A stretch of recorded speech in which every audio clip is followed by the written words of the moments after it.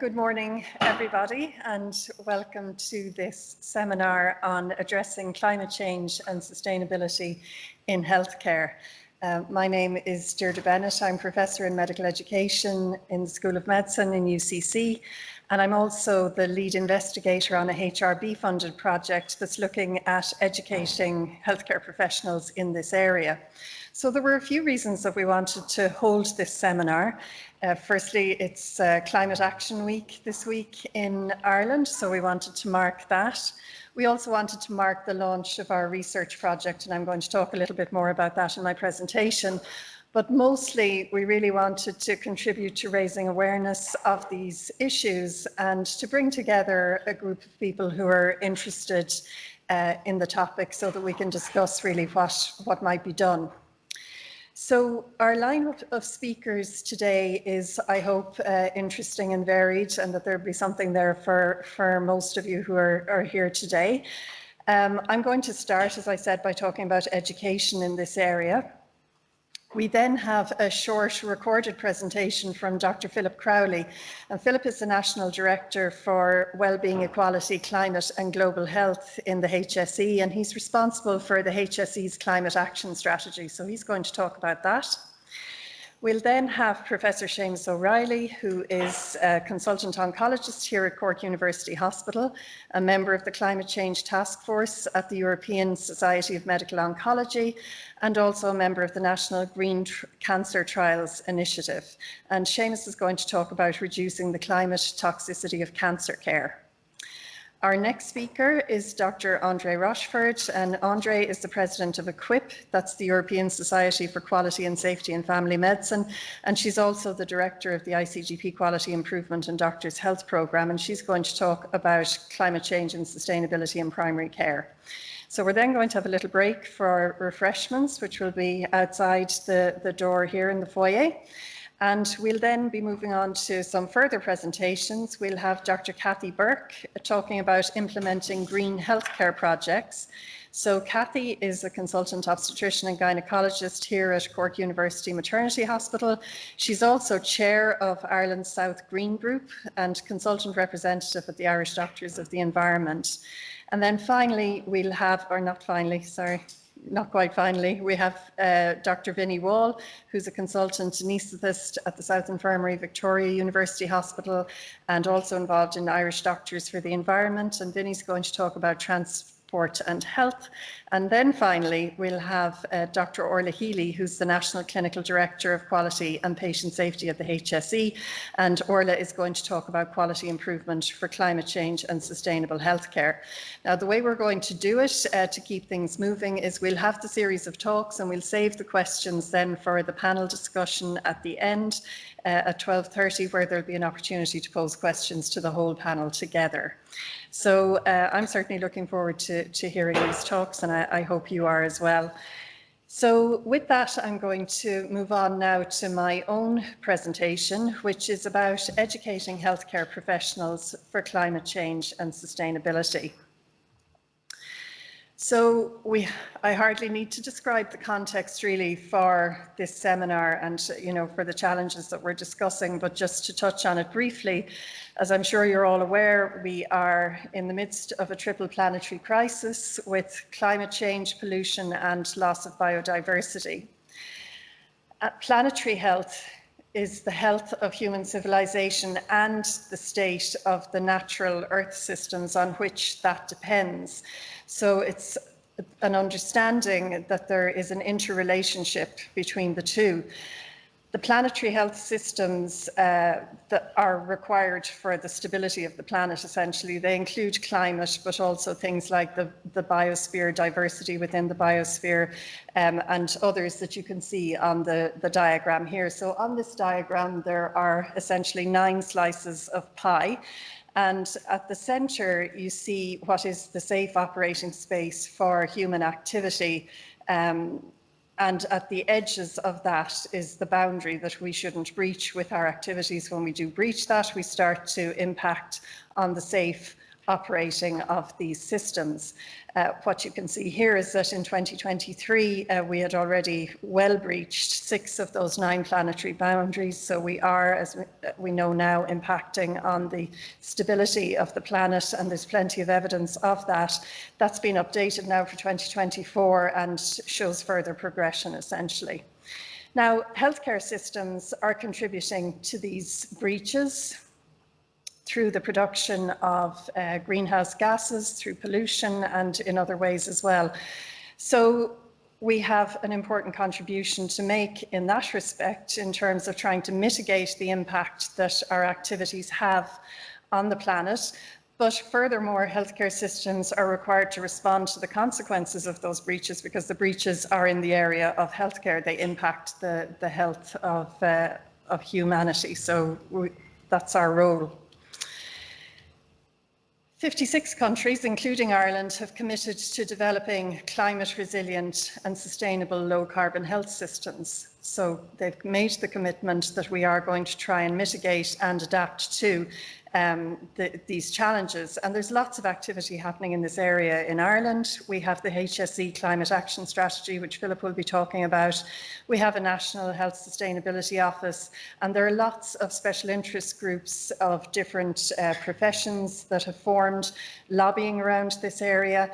And you also have groups like the Climate and Health Alliance, which is a partnership of stakeholders within health who again are lobbying and undertaking actions in this area.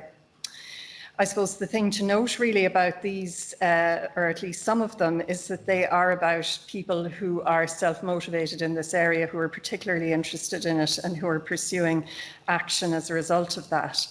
Here at Cork University Hospital, we're in the first hospital in the world to be awarded a 3rd green flag on behalf of the International Foundation for Environmental Education, and that was in March 2022. So there is a lot going on in this space.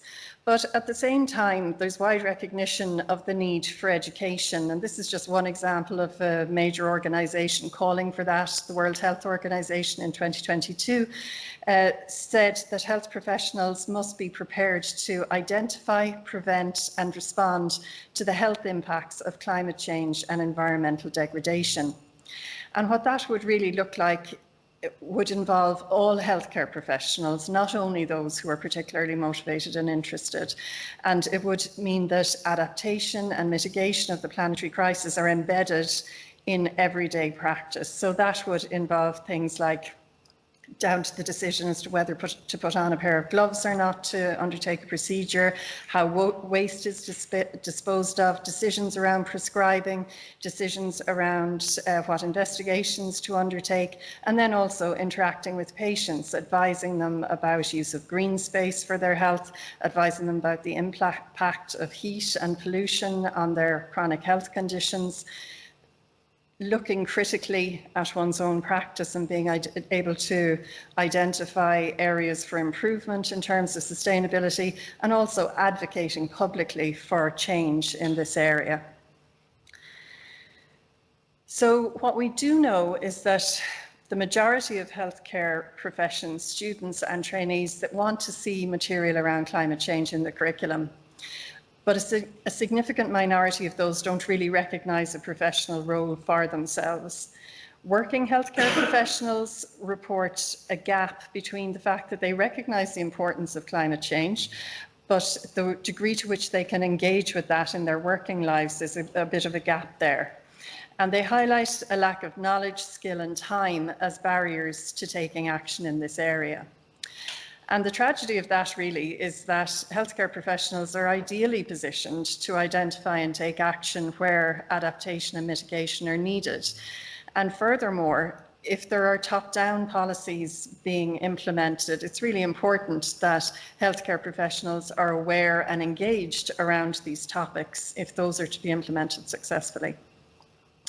So education can act as what we call a social tipping element, which is really an action where there's the potential to accelerate contagious spread of new behaviours and social norms. So thinking about the status quo currently around education in this area, there have been studies internationally in medical education more so than in the other health professions, and it's notable that there is inadequate education and engagement in these topics. One survey of nearly 3,000 medical schools in 112 countries showed that only 15% had incorporated climate change and health into the curriculum. In Ireland, it is reported that few learning outcomes in Irish medical curricula directly address this topic or include it, and these topics don't typically feature in postgraduate medical education or CPD, although some of this is starting to change. There's an absence of studies really in other healthcare professionals, so it's a little in other healthcare professions, so it's a little difficult to know the detail of what's going on there on a sort of international scale. There are, of course, educational resources available for people who are interested and who go out looking for them. The Centre for Sustainable Healthcare in the UK, which is a partner on our research project, offers online courses around sustainability and quality improvement in people's practice. And more locally here, my UCC colleague, Dr. Marguerite Nyan, leads Sustainable Futures UCC, which offers certificates, diplomas and MSc degrees in sustainability, and also offers bespoke training to industry and business around these topics as well. And I'll come back to Sustainable Futures in a moment when I talk a little bit about our study. So there are resources out there, and indeed within the HSE, I know that there are now online resources being made available to all staff, not specifically, I suppose, aimed at healthcare professionals, but nonetheless useful progress there as well. So the current situation is unethical, it's unsustainable, and change is going to require a new way of looking at practice, and that requires transformative learning, which is a form of learning where new values are brought in. And in this instance, we're talking about making sustainability a core value within practice, so that healthcare professionals aren't just experts in clinical practice, but they're also stewards of planetary health, and they see themselves as such and they feel it's important. Now, questions do remain about what needs to be learned and how best to learn about it, and I suppose that is where our research project comes in.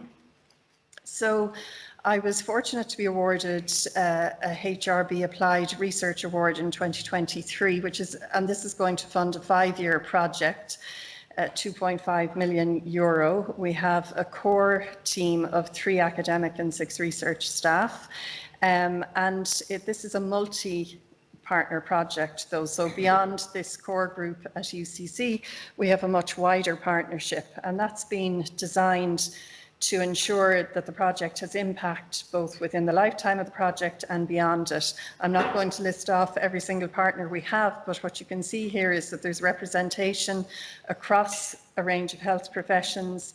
There are many undergraduate institutions involved in the education of healthcare professionals across the island of Ireland. We have regulatory representation, we have strong representation from the HSE at a senior level, and we also have the involvement of important lobby groups, as I've mentioned in this area, such as Irish Doctors for the Environment, the Planetary Health Report Card, which is a student-led initiative, the Climate and Health Alliance Ireland. And what the project is going to aim to do in its first phase is to identify what is it that healthcare professionals need to be able to do in this area, what are the most effective ways they can learn to do those things, and then how can they make change in the healthcare system through their learning. And moving on then to the second phase, using the outcomes of that phase, we will co-design a suite of educational programs with healthcare professionals and other stakeholders, and those will be interprofessional, focused on practice, and will apply across the continuum of health professions education. So not just at undergraduate level, for postgraduates, for people working at a sort of CPD level as well. So the way that we will engage with healthcare professionals in what is now the HSE South region are multiple, and we wanted to flag these really to you at this point. So one thing we'll be doing probably in early 2025, I expect, will be to run a survey of all healthcare professionals in the region online, and we'll be trying to capture people's attitudes, their current behaviours, their intentions for future behaviour, and their readiness for educational interventions. As one of our interventions will be in-person workshops, and we'll be running those with the assistance of Sustainable Futures UCC. But the detail of those is yet to be confirmed, because they will be designed in partnership with healthcare professionals, and they'll be influenced by the findings of the first phase as well. But that opportunity to participate will be there in the future. Finally, we'll also be running future events and conferences. We obviously have this webinar today. Next year in May, the Irish Network of Healthcare Educators meeting will be focused around education for climate change and sustainability.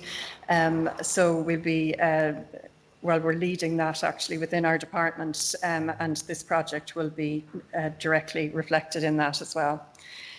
Okay, so that's the end of my talk, and we're going to move on now next to the recorded message from Dr. Philip Crowley. So we'll get that up and running now. Thank you.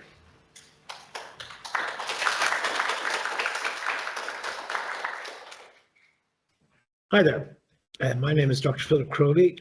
I'm the National Director in the HSE, and I'm responsible for our climate strategy and everything we're going to do to try and minimise our impact on the environment and improving our sustainability. It's very nice to be with you virtually today. So why do we have a climate strategy, and why is this important? Well, first of all, I think we all know that climate change is already upon us. 2023 gave us some of the most extreme weather conditions in human history, and 2024 is continuing that trend. Storms, flooding, fires, forest fires. Indeed, in 2023, we had a flooding incident in Middleton where we lost 3 health facilities as a result of the flooding. So climate change is upon us. It's accelerating, and we're reaching a number of tipping points.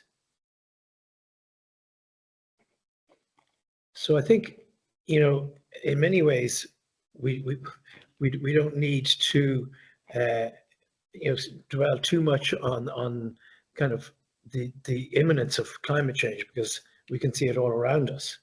I think it's important to remember that we all have a role to play in doing something about it. And I think it's important also to remember that climate change is something that impacts the world very unequally. And while a lot of the greenhouse gases are generated in developed countries, a lot of the adverse impacts are experienced in less developed countries. Indeed, there was a recent survey by The Guardian looking at you know, reviewing the views of the leading climate scientists from across the globe, and 77% of them believe global temperature will rise by 2.5 degrees centigrade, not the preferred target of 1.5 degrees maximum. 42% of them, however, believe that we will achieve 3 degrees centigrade increase. This would leave Shanghai, Amsterdam, Rio, and Miami below sea level. Only about 30% think that 1.5 degrees will actually be achieved. And the key barriers are political will and corporate interests, according to these experts. So, what about the healthcare system and climate? It's estimated that between 4 and 8% of every nation's in the developed world's carbon footprint comes from healthcare. So we are a very significant contributor to climate change as a healthcare system. We use so many single-use items, we use so much energy, we throw away things, we create waste, we generate a huge amount of travel. We are big contributors. We're also a service that has to mop up and deal with the consequences of climate change in so many ways. The impacts of climate on respiratory health, as we know, through air pollution is massive. cardiovascular disease equally. And then we've got new vector-borne diseases entering Southern Europe, diseases previously only seen in the tropics. Extreme heat events and flooding affecting us in different ways. And of course, climate change affecting the mental well-being of our population. Again, something that I think we need to really think about. So this led us to develop a climate strategy in the HSE. A climate strategy really broader than the original focus on buildings and greenhouse gas emissions from our buildings and the energy efficiency of our buildings. Much of good work had already been done in this space. We felt we needed a much more wider climate strategy that covers sustainable buildings, but also the green environment around our very extensive estate. Looking at transport and mobility, looking at sustainable procurement, greener models of healthcare, water and waste management, and adapting to what's already happening. So we'll be implementing this through our regions, through our management teams, through our green teams, which exist throughout the country. And I urge you to engage with your local green teams and your local management to ensure that wherever you're working also becomes active in the struggle to reduce our impact on the environment, to create sustainable healthcare services, and to protect our environment. The work we're doing is very much a partnership piece of work. We're in partnership with more than 24 major players in healthcare who have all signed up to a declaration on climate. Players such as the ICGP, players such as the VHI, HICWA, the Department of Health, Climate and Health Alliance, and many, many more. Colleges as well are all involved. And this is a wonderful, I think, declaration of our intent nationally to do something about this situation. Equally, we're collaborating internationally, particularly in the area of procurement, where we're seeking to influence our supply line, which is responsible for about 70% of our emissions. So if we work with our suppliers and reduce the impact they have on the environment, then we'll reduce the impact we're having on the environment. And we'll be doing this through working with, for example, the United States, England, Norway, and others to try to influence suppliers. We're also very conscious of the fact that 60% of our staff in a recent staff survey stated that they wish to be active in the area of climate. This is a huge workforce that we can hopefully support and mobilize to this really important task. So we have instituted a significant internal staff communication campaign in order to support staff to do just that, to get active on climate. I was involved recently in writing a paper for the BMJ that highlighted the role that kind of clinicians and people working in the front line can play, particularly in the area of public health and advocacy, pushing for the legislative change wherever that's required, influencing our own leaders, influencing our managers, influencing our colleagues and our teams, promoting prevention, because we already spend a huge amount of resources treating preventable disease that if we were able to influence, which we can, better behavioral adoption, healthier lifestyles, we would reduce the demands on our health services and the demands on our environment. So we can all play a role in all of this. There's a significant amount of work already underway across the HSE, greening our estates, putting in solar panels, retrofitting buildings to make them more energy efficient. And then in the clinical area, there's a lot of work being done on green theatre checklists through the College of Surgeons, anaesthetic gases, reducing the use of desflurane, for example, which is a very toxic gas, nitrous oxide, reducing that as well. A lot of work already underway, reducing the use of inhalers that are multi-dose inhalers that again impact the environment very significantly. And we're working with the ICGP and the Asthma Society in order to achieve change in that space. The colleges have all been very, very active in this space as well. And part of what we've been trying to do also is to try and provide training through Sustainability 101 training through Change by Degrees, a very good organization. We've been providing training for almost 1,000 members of our staff this year. And we continue those efforts next year and onwards. And hopefully in this way we will provide a better informed workforce. We really know what to do when it comes to to acting on their own instincts to improve our sustainability of our delivery of healthcare and our climate. The feedback from the learners on this training has been very, very significant. People have felt their knowledge has gone, 20% felt they had reasonable knowledge in the area of sustainability, which rose to 87% as a result of the training. So I think this training really helps. So what can you do now? Well, I would say that you need to look for opportunities to create a more sustainable health service where you work, to reduce the creation of waste, to recycle the waste that is created, to reduce energy consumption wherever you can, to talk to your managers about what the site is doing, where you're working is, what they're doing about climate change and sustainability, to share with us any good examples of any green initiatives that you get involved in by emailing climateandsustainability@hse.ie. We love to hear good examples from the front line of what the kind of work that people are doing. Start up your own local Green Alliance, or find out if there's a green team or an energy team in your facility or where you work, and join efforts with them and support them. And together, I think we can definitely make a difference.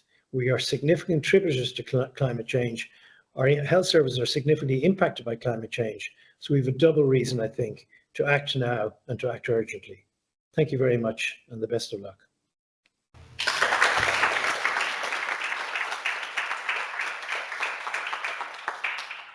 So we're very grateful to Philip for providing that recording. He wasn't able to be here today. And so our next speaker, as I've already said, is Professor Seamus O'Reilly, consultant oncologist here at CUH. Thanks very much, Deirdre.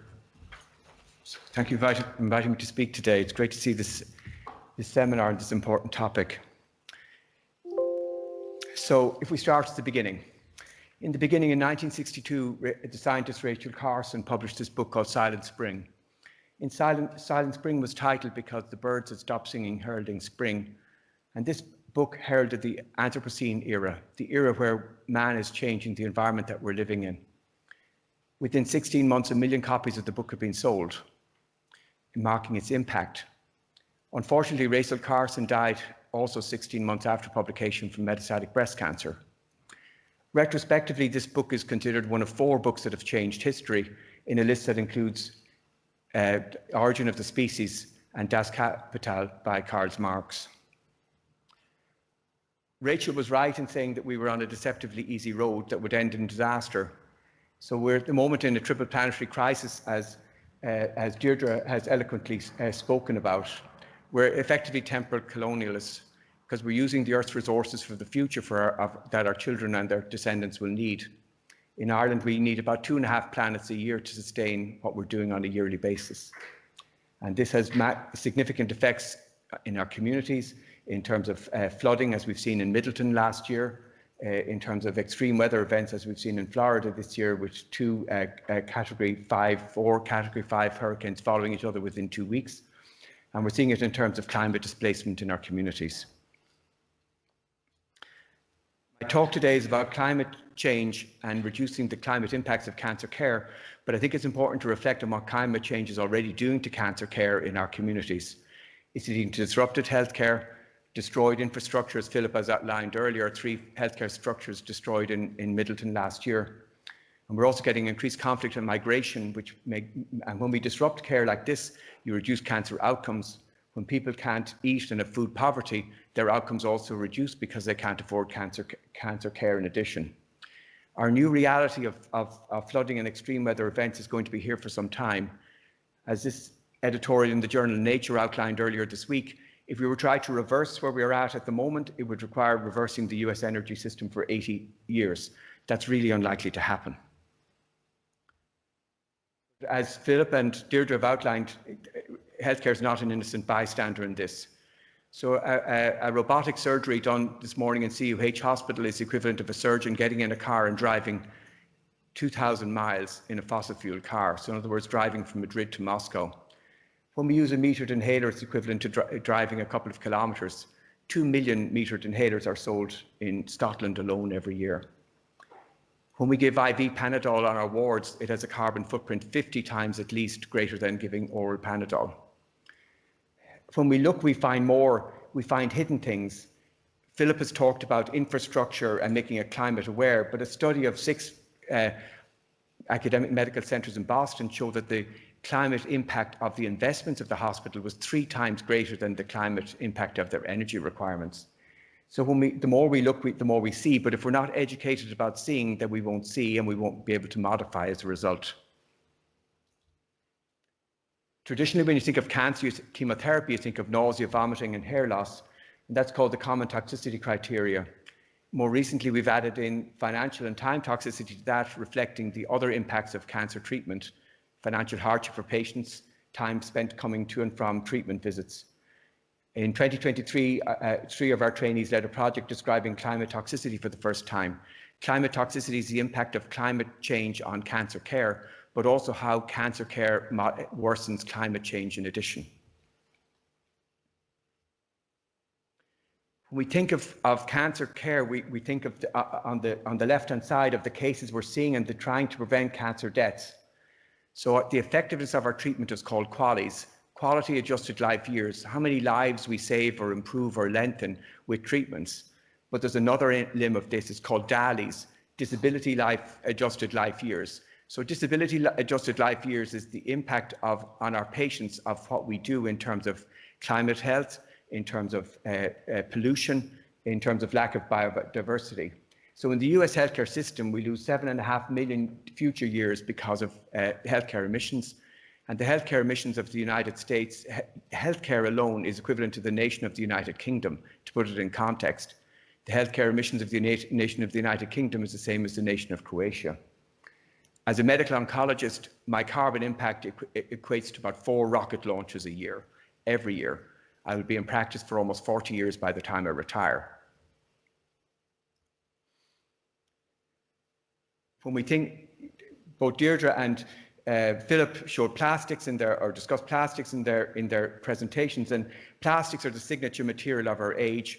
We've produced 8 gigatons of it since the 1950s, and only 6 million of that, 6 gigatons of that has gone into our oceans, where it's broken down by UV and other natural processes, and then becomes microplastics. And we're concerned in cancer care that we're seeing cancer in younger people. The dial have shifted in terms of the average age for colon cancer in Ireland, for instance. And when we look at these microplastics, we find that they're carcinogenic and that they are cancer promoters in the gut and in other tissues. A baby born today, if their placenta is analysed in the maternity hospital, will have microplastics contained in it. So these are endemic in our systems. But plastics is a gift that keeps giving, because you can see on the circuits plots on the right-hand side shows regular plastics versus microplastics and looking at pathogenic microbiomes. So pathogenic organisms are more likely to gravitate and develop within microplastics rather than plastics. And these are everywhere, freshwater, terrestrial, and in salt water. So how do we move on from here? So I typed this out because I can't read my own handwriting, and now I find I can't read my own typing. This is not a good start. So many people feel overwhelmed about this problem, which is really the perfect problem. We know it's there, we know we need to do something, but the consequences are a long way off. It lacks the impact of COVID, where there was fear, but it was short-lived, relatively speaking. The impact of climate change is much longer, and so it's much harder to model it. Deirdre has talked at previous lectures about these auto tipping points, and if you look at the tipping points of education and other things in finance, these take a long time to kick in. And realistically, with everything that's going on, will the people in Middleton think that that's a reasonable time frame for things to change in? Probably not. I think this would be more akin to cigarette smoking, where we know it's causing problems, but it's somewhere in the distant future, and it's taken almost a century to reverse the health effects of cigarette smoking in our practices. We looked at how we can move from inertia to action in our clinical trials organisations, and what we found in this global survey over 4 continents was that 3 themes emerged: time, education, and training, for both as a challenger to engagement and also as a barrier to engagement. But if you also look here, staff attitudes was also a problem, and non-engagement is a significant issue particularly among the medical community, who probably should be engaged, because if we're not engaged, how can the politicians be brave and be engaged? This resonates with this paper published this week. So this paper looked at 18 years of climate change strategies and tactics to manipulate change, and divided it out into 9 themes. And for the remainder of my talk, I'm going to look at these. I've divided what I'm saying in terms of reflecting these 9 themes in terms of climate action strategies. So I guess the first one is preventing cancer means that you don't need to care for cancer. So focus on screening and prevention. In healthcare, we tend to be focused on illness rather than health. But we know what causes 50% of the cancers we see in our clinics. We know that if you screen for cervix cancer up here, that you will reduce the death rate by 80 to 90%, one of the most effective interventions in medicine. And we know that if you vaccinate in our schools, and if you vaccinate early rather than delayed, that you will eliminate cervix cancer in those children as they become adults. Delayed vaccination is partly effective, unvaccination is ineffective. Secondly, up to 8% of healthcare spending is wasted on unnecessary care. In the US, 20% of care is felt to be unnecessary, and this is led to the Choose Wisely campaign initiated in 2012. Importantly, this integrates patients and the patient voice into action in terms of reducing the pressure in the clinics to prescribe more and do more as a result of outcome. A unifying theme of this is we need multiple component interventions to target clinicians, not just one alone will do. This has been extremely successful with integrating of common sense guidelines into follow-up guidelines to reduce unnecessary or wasteful care. Increasingly, societies have also developed climate change task forces. So this is the European Society of Medical Oncology task force. So you have no printed materials at the meetings. When you book the meeting, you can also book a train ticket to the meeting to reduce people flying to the meeting. If I fly to a conference in the United States on business class, my climate footprint is 320 times greater than sitting at home at a computer doing it online. If I fly economy, it's 160 times less. And so this has been a focus of the European Society in terms of making a better hybrid model with real-time virtual access to the meetings. And also clinic-ready meetings. So in the Climate Change Task Force meeting, we looked at things that people could do in the clinic when they went back to work on Tuesday or Wednesday morning. Things like redispensing unused medications, as is used in the Netherlands, looking at the climate impact of care pathways, looking at reducing the amount we prescribe so that it has less downstream effects in terms of the environment. You can't manage what you can't measure. So in the oncology community, there's a move to life cycle analysis, and this is a life cycle analysis of radiation treatment. So there's a couple of points here. For each fraction of radiotherapy you give, you get the more you give, the more carbon footprint you have. So there's a move in radiotherapy to less treatments durations which are equally effective, and a focus on trials that will have equally effective outcomes with less treatment. The second one is the middle one here, F. You can see MRI linear accelerators where they combine a linear accelerator with an MRI machine. So it gives much more detailed planning for patients. But compared to a classic linear accelerator, which doesn't have that sophistication, its carbon footprint is almost 3 times greater. So the increased technological developments that we're seeing in our clinics also come at a carbon cost. They come at patient benefit. But if we're not measuring this carbon cost, we can't factor it in terms of developing, for instance, artificial intelligence solutions that would reduce the burden of this. Cancer research guides cancer care, and this is a life cycle analysis of a clinical trial in cancer, looking at protocol inception to activation. And we looked at a trial called the Shamrock trial, which is a breast cancer trial in Ireland in this paper, and it was modelled. And you can see patient visits at the hospital accounted for over a quarter of the carbon footprint of the trial. And then there was also a significant laboratory component also. We thought we were going to be the poster child in this study of 10 different trials because we were the smallest. We had multiple small centres on a small island on the west of Europe, but we were one of the worst because our carbon footprint extended from Japan, where the drug was made, to Canada, where where samples were being sent to. So, but unless we measured that, we wouldn't see it. When we do grant applications for research, there's forensic discussion of the budget in microscopic detail, but there's no assessment of the environmental cost of the study, of a sustainability assessment within it. And equally within ethics committees, there's no sustainability assessment of what has been done in the trial to reduce the carbon footprint of it. That needs to change. Other societies are developing toolkits that Philip talked about. So this is the Royal College of Physicians one, limiting travel, reducing testing, participation in green initiatives, reducing unnecessary prescribing. In CUH, as a trainee project, we looked at the National Drug Formula for Medical Oncology. This is available online free of charge, the National Cancer Control Programme. It's a superb resource. There are 300 protocols for oncology. So what our team did was they looked at ways to make it more sustainable and identified over 1,000 sustainability touch points in the protocols that were there. And these range from switching to oral medications, the Panadol analogy, coordinating tests, a sustainability steward in our hospitals, analogous to a smoking cessation officer or antimicrobial stewardship officers, the use of telemedicine, the use of lifestyle prescriptions. So if I'm getting immunotherapy for melanoma and my microbiome in my gut is diverse, my response rate to the melanoma treatment is 30% greater. To achieve that, I need to eat 5 grams of fibre a day. But when we think of prescriptions, we tend to think of drugs rather than diet, rather than exercise, which also have benefits in terms of health. If I have breast cancer and I exercise after a breast cancer diagnosis, my risk of the breast cancer coming back drops. Same with colon cancer. It'll also reduce my risk of dementia and cardiovascular disease, but we don't tend to use a survivorship opportunity to check that.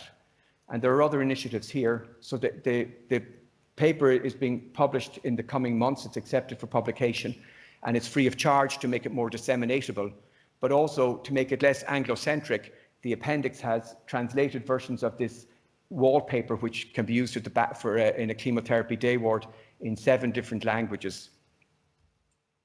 We've also looked at the sustainability tree from the United Nations and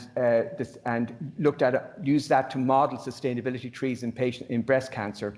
So this is another trainee-led project with investigators in Vancouver, the United States, and Italy and the Netherlands. And it's in Middle Earth at the moment, which is also known as peer review. Basically, if you're a breast cancer, if you work in breast cancer, if you have a breast cancer multidisciplinary meeting, then this document can be produced in the middle of it, and everybody can take a piece of it to do something in their clinical practice, kind of a clinic-ready solution. I think the other thing is we can learn. So in medical school, there were languages I didn't learn, or maybe I didn't hear and didn't listen to, or didn't think they were important. And I certainly didn't hear anything about planetary health, but I may have missed that too.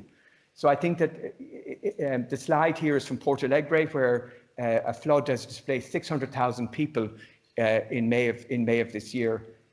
This here is what the flood would look like mapped out in terms of Greater London. You can see the floodplain extending here. And the second largest lagoon, the third largest lagoon in the world became the second largest lagoon in the world. The projections in the Journal of Hydrology articles that are cited in this paper here tell us that rainfall in this area will increase by 86% over the next 80 years. So this is their new normal. This is not an exceptional event. This is the beginning of the beginning in terms of their weather events. So to make this more real for people, we're hosting a webinar in London Global Cancer Week on the 13th of November. It's free to access in conjunction with the Latin American Cooperative Oncology Group and the Society of Latin American and Caribbean Oncology, Medical and Oncologists United for Climate and Health. And what that webinar will have is testimonies from doctors in Porto Alegre, in Nigeria and the Philippines who've been impacted on climate change. And then 5 rapid abstracts from radiotherapy, medical oncology, surgery, clinical trials about what people can do in the clinic tomorrow morning to reduce their climate impacts. So we hope you'll join us. We'll be promoting this on social media in the coming weeks.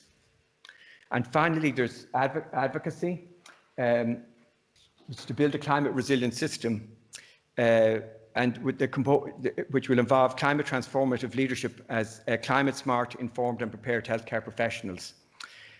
We advocate for our patients daily in terms of improving things like cigarette smoking prevention I think we need to move our dial to also promoting climate change activity in our clinics and in our lives. It really is a missed opportunity that that doctors, nurses followed by doctors are as the most trusted healthcare trusted professionals in the world are silent about climate change. How can our politicians be brave about climate change if the most trusted professions are silent? And the ones that are at the coalface in terms of seeing the suffering in our clinics and elsewhere related to climate change events. So to end, problems, solutions. So how do we move from trying to catch a lion with the mousetrap? I think the first one is education, so we know what we're talking about and we can bring science into our reasoning. I think feedback and information in terms of what we're doing, in terms of the climate impacts of our change. I think we need sustainability stewards in our clinics and in our practices. This is not hobbyism. We need to integrate it in properly, like we have cigarette cessation smoking officers, like antimicrobial stewardship officers. And we need to bring testimonies of people that are affected here. How powerful would it be for someone from Middleton to come in here and talk about how their practice was destroyed completely by the flood? How impactful would that be? So information to educate and stories to motivate. And we need legislation and multidisciplinary engagement. We're in the major teaching hospital for UCC, and this is the Coastal Atlas of Ireland, which is UCC publication. And in the final chapter and the final table of the final chapter of this book talks about climate change. And the table is about hope and why we need to have hope, because we have the skills to deal with this, and we need to. There was 9 different points about how that could be achieved. And Deirdre's educational project is a major first step in making that happen, and it's hugely welcome, and I'm delighted to be part of today's launch. Thank you very much.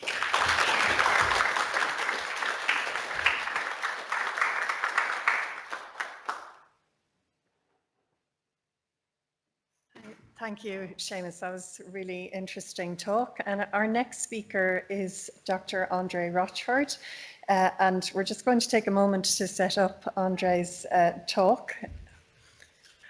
Good morning, everybody, and I'm very, very pleased to be here today, and very grateful to Deirdre and her team and to everybody who's organised today. It's a really important day, and I've got a little acorn in my hand that I picked up last week, and I just want you to keep the little acorn in mind, because we're all little acorns and we can grow into oak trees, and people on Deirdre's team are oak trees dropping acorns everywhere, and we're also, the cycle goes on. So I think you get the metaphor. It's really important. So I thought I would talk about healthy planet and healthy people in terms of the co-benefits of greener healthcare for all of us. And I've no conflicts of interest, I should say that at the beginning. My journey, like many GPs, some people think we're jack of all trades and masters of none, but GPs specialise right across many, many areas. And every one of our consultations, in fact, can be a mixture of 4 or 5 different medical specialty consultations, outpatients consultations, and if the patients had their way, we'd even be covering more. I once asked a patient what she had come for, how could I help her, and she said, I have a number of things. And I said, well, maybe we'd list them and see what we can address today and what we can postpone. And she went on, and I said, do you know what, just let's deal with one properly and come back the next day with your list. And the next day she came back with 18 things. So, but because we cover such a wide breadth of areas, and I'm no different, I've sort of developed a big picture thinking some time ago. And my first big picture thinking was quality of care and how doctors' health and well-being impact on quality of care in a two-way relationship. And for that reason, I studied occupational health, occupational medicine, and medical education. To dig deeper on the relationship between health and work. And now I'm digging deeper in the relationship between quality and planetary health in terms of lifestyle medicine and quality of care. So just bringing those big picture concepts together. I joined EQUIP, which is the European Quality and Safety Group for GPs in Europe. And on foot of that, they already had a doctor's health working group, and then we started a planetary health and sustainability working group. And through that, it morphed into the Irish College of GPs activities in sustainability and planetary health, which began as a working group from the bottom up rather than the top down, which is unusual for many of the college's working groups, and I'll tell you a little bit more about that. And so, the subtitle of today's talk could easily be Patients, People, Professional Practice and Professionals in that Practice, and how that merges with planetary health. And we can all work together for co-benefits for the planet. We have enormous potential. It's almost, Seamus alluded to so many areas that we might cover. Philip did also as well.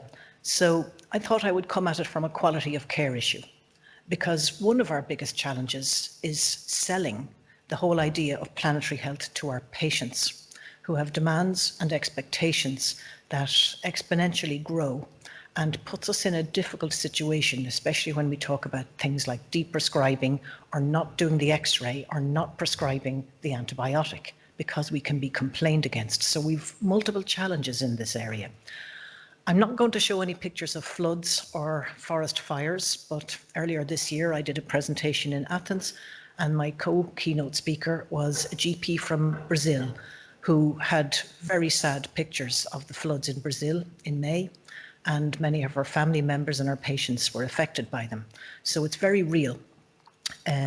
But I would like to focus on the good news and the potential for us to work together.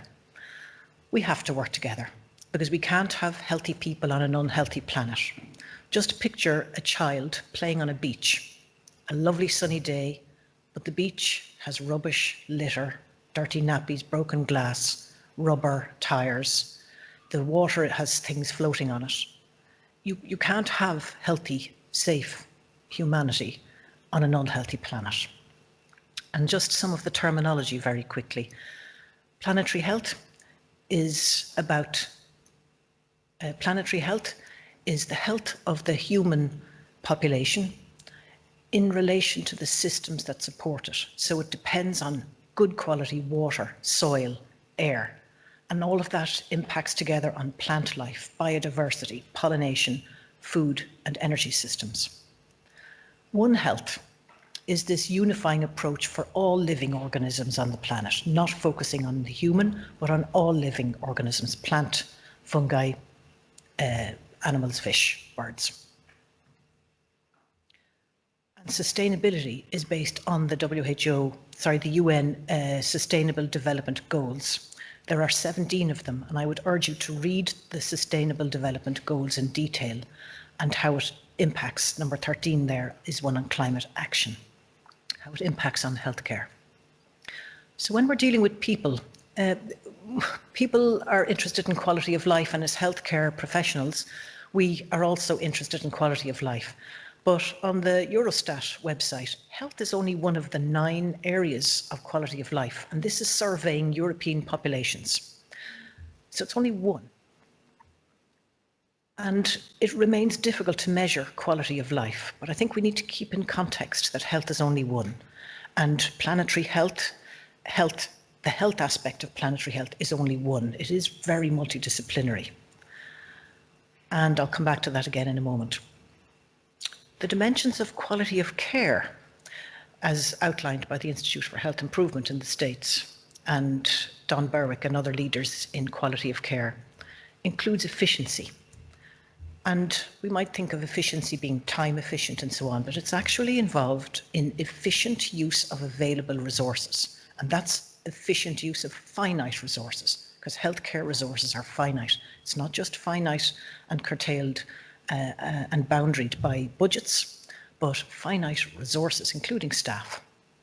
And we published a paper a couple of years back on sustainability should be the 7th domain of quality in primary care. And so there are some of the issues that we alluded to. We have a high carbon footprint, but our high carbon footprint essentially comes from prescribed medication. And prescribed medication isn't always initiated in primary care, in general practice. We often transcribe the handwritten prescriptions that we get from hospitals and emergency departments and just incorporate them straight into the patient medical records, electronic medical records, without discussing with the patient and simply transferring. And we desperately need a proper e-prescribing system in Ireland. They have it in the Netherlands, they've had it in Estonia for years and many other European countries, where every medication that's initiated and stopped, changed doses and so on is all trackable, traceable and auditable. And accessible from the pharmacies, from every hospital and from every GP.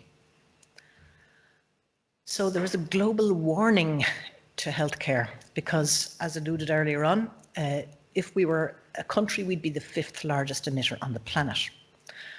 And in Switzerland, Nicholas Sen in Lausanne in Switzerland looked at the carbon footprint of a typical GP practice. Now, he actually eliminated everything to do with pharmacology because he said it was impossible to tabulate that because you have all sorts of issues such as packaging, transport, water pollution and so on that goes into every prescription.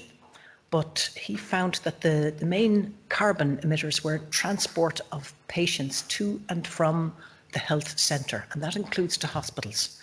So we do need to look at telemedicine and we do need to look at the data centre emissions, and that all is another area of complexity. But we learned through COVID that many of our consultations could be conducted through telemedicine, and we have some data on the miles saved. For example, people travelling from Kerry to Cork University hospitals, there is data on the miles saved there. And that's the bar chart of prescribing in primary care, including pharmaceuticals, including GP prescriptions. So that is really the low-hanging fruit and something we really need to address as a priority. So what can we do? So this is my colourful infographic, and this infographic was responsible for us as a group of 6 GPs from different parts of the country being able to set up a working group in the Irish College of GPs. We presented to the CEO and COO, and instead of a 30-page tome, which we had presented before, we worked together to populate this infographic, which says so much, and we continue to use it, and we're going to build on it as well. I'll dissect it a little bit now. So in the practice, you can see under what we can do in the practice. First of all, you've got 3 GPs with leadership, role model and advocacy. And I can't stress the importance of advocacy, and advocacy with our policymakers and planners, very, very important, but not as individuals, but through our organisations. That's where it will work, and that's where we need to keep knocking on the door and being at the table. And lifestyle advice, in terms of prescribing and patient care, lifestyle advice is the first step in many of our clinical guidelines, but how many of us go to that first step? We go straight to the prescription or to the keyboard and do our prescribing. Active and social prescribing and plant-based diets, whole food plant-based diets, very important. And we have a lot of myths to dispel in terms of plant-based diets that's in the media coming at people from all directions. I've had several young people being marched in by their parents who say, my child won't eat meat, I'm afraid about their future health. And several little primary school children who fold their arms and say, I'm here because I don't want to eat animals. So we need to listen to these young people, and we know from our plant-based doctors organisations that it is possible to get your amino acids from plant-based sources. And in terms of prescribing, again, low-hanging fruit, what are they? They are inhalers and antibiotics, but not just those areas. So advocacy, really important. We've been holding workshops at European GP conferences since 2020. At our EQUIP conferences, we make sure there's a planetary health stream in every conference. We've had, I've done a keynote at the annual European GP conference, which was merged with the RCGP annual conference 2 years ago, and a number since then. And this year on the scientific committee for the European GP conference, which was held in Dublin just a few weeks ago, we made sure that we had a double keynote on planetary health. We had many workshops, lectures, and many of the 800 e-posters were there on planetary health. And we had a green conference. There was no plastic bottles. We had no paper printed posters. They need to go, and e-posters are actually great fun to produce and play around with, and easy to involve all the co-authors when you're producing an e-poster. Healthcare overuse and underuse. This is on our infographic as well. And there are many initiatives, Wiser Healthcare, Choosing Wisely, and Quaternary Prevention, and papers on that. And when I say overuse, we're talking about, do we do an X-ray, a CT, or an MRI, or do we do any of those? Do we spend a little bit of extra time talking to the patient and listening to the patient? Why repeat a lipid test when the patient has had 14 or 15 annual lipid tests, all showing around the same value or slightly increasing with no change? So what is the value of doing the lipid test and sending it, the blood test, time, equipment, gloves, if they're used, to the laboratory, using reagents, transport, to do a lipid test when the patient is not changing their behaviour? We really need to be asking these questions. Smoking cessation. Do we spend time talking about smoking cessation? They've shown that the quickest, most efficient way to involve a patient who might not be open to smoking cessation at that moment in time because they might be in a hurry off to something else or parked in a bad place, is to give them the number of the quit line. And we have the hsequit.ie service, which is really excellent. So 2 things on prescribing. We need to be confident about deprescribing. And this is just one example. 4 GP trainees on the Southeast GP training scheme visited nursing homes with the Stop Frail deprescribing tool. What they managed to do in a few months was to reduce by 31% the prescribed medication. And they also, if it was extrapolated out to the national HSE system, nursing homes, it would have involved €13 million of a saving. They won a couple of prizes for that, and they certainly deserved it. And I applaud them for doing what they did. We also need to move towards social prescribing, and HSE are active in this, and they have social prescribing initiatives right around the country. And this is about looking at non-medical management, looking at alternatives to the medical model for managing many of our patients' issues. And Dara O'Keirda, a GP in Tala, has shown that when 300 patients were followed up, they were frequent attenders, and when social prescribing approach was initiated, it reduced their consultation rates. So over 2 years, they saved 1,000 GP consultations. In Ireland, we have 29 million GP consultations a year with patients. We have enormous scope to make a difference, especially because most of our workload, most of the mortality in the country and in the Western world, and most of our workload is related to chronic conditions. I say chronic conditions and not chronic disease because people who are obese don't feel unwell. People who have high blood pressure don't feel sick. People who have diabetes, unless they have complications, don't feel unwell. So we need to be making inroads into chronic conditions. And they're all lifestyle diseases, conditions, and we need to develop our skills to help behaviour change to work with people. And the European Lifestyle Medicine Organisation defines what lifestyle medicine is.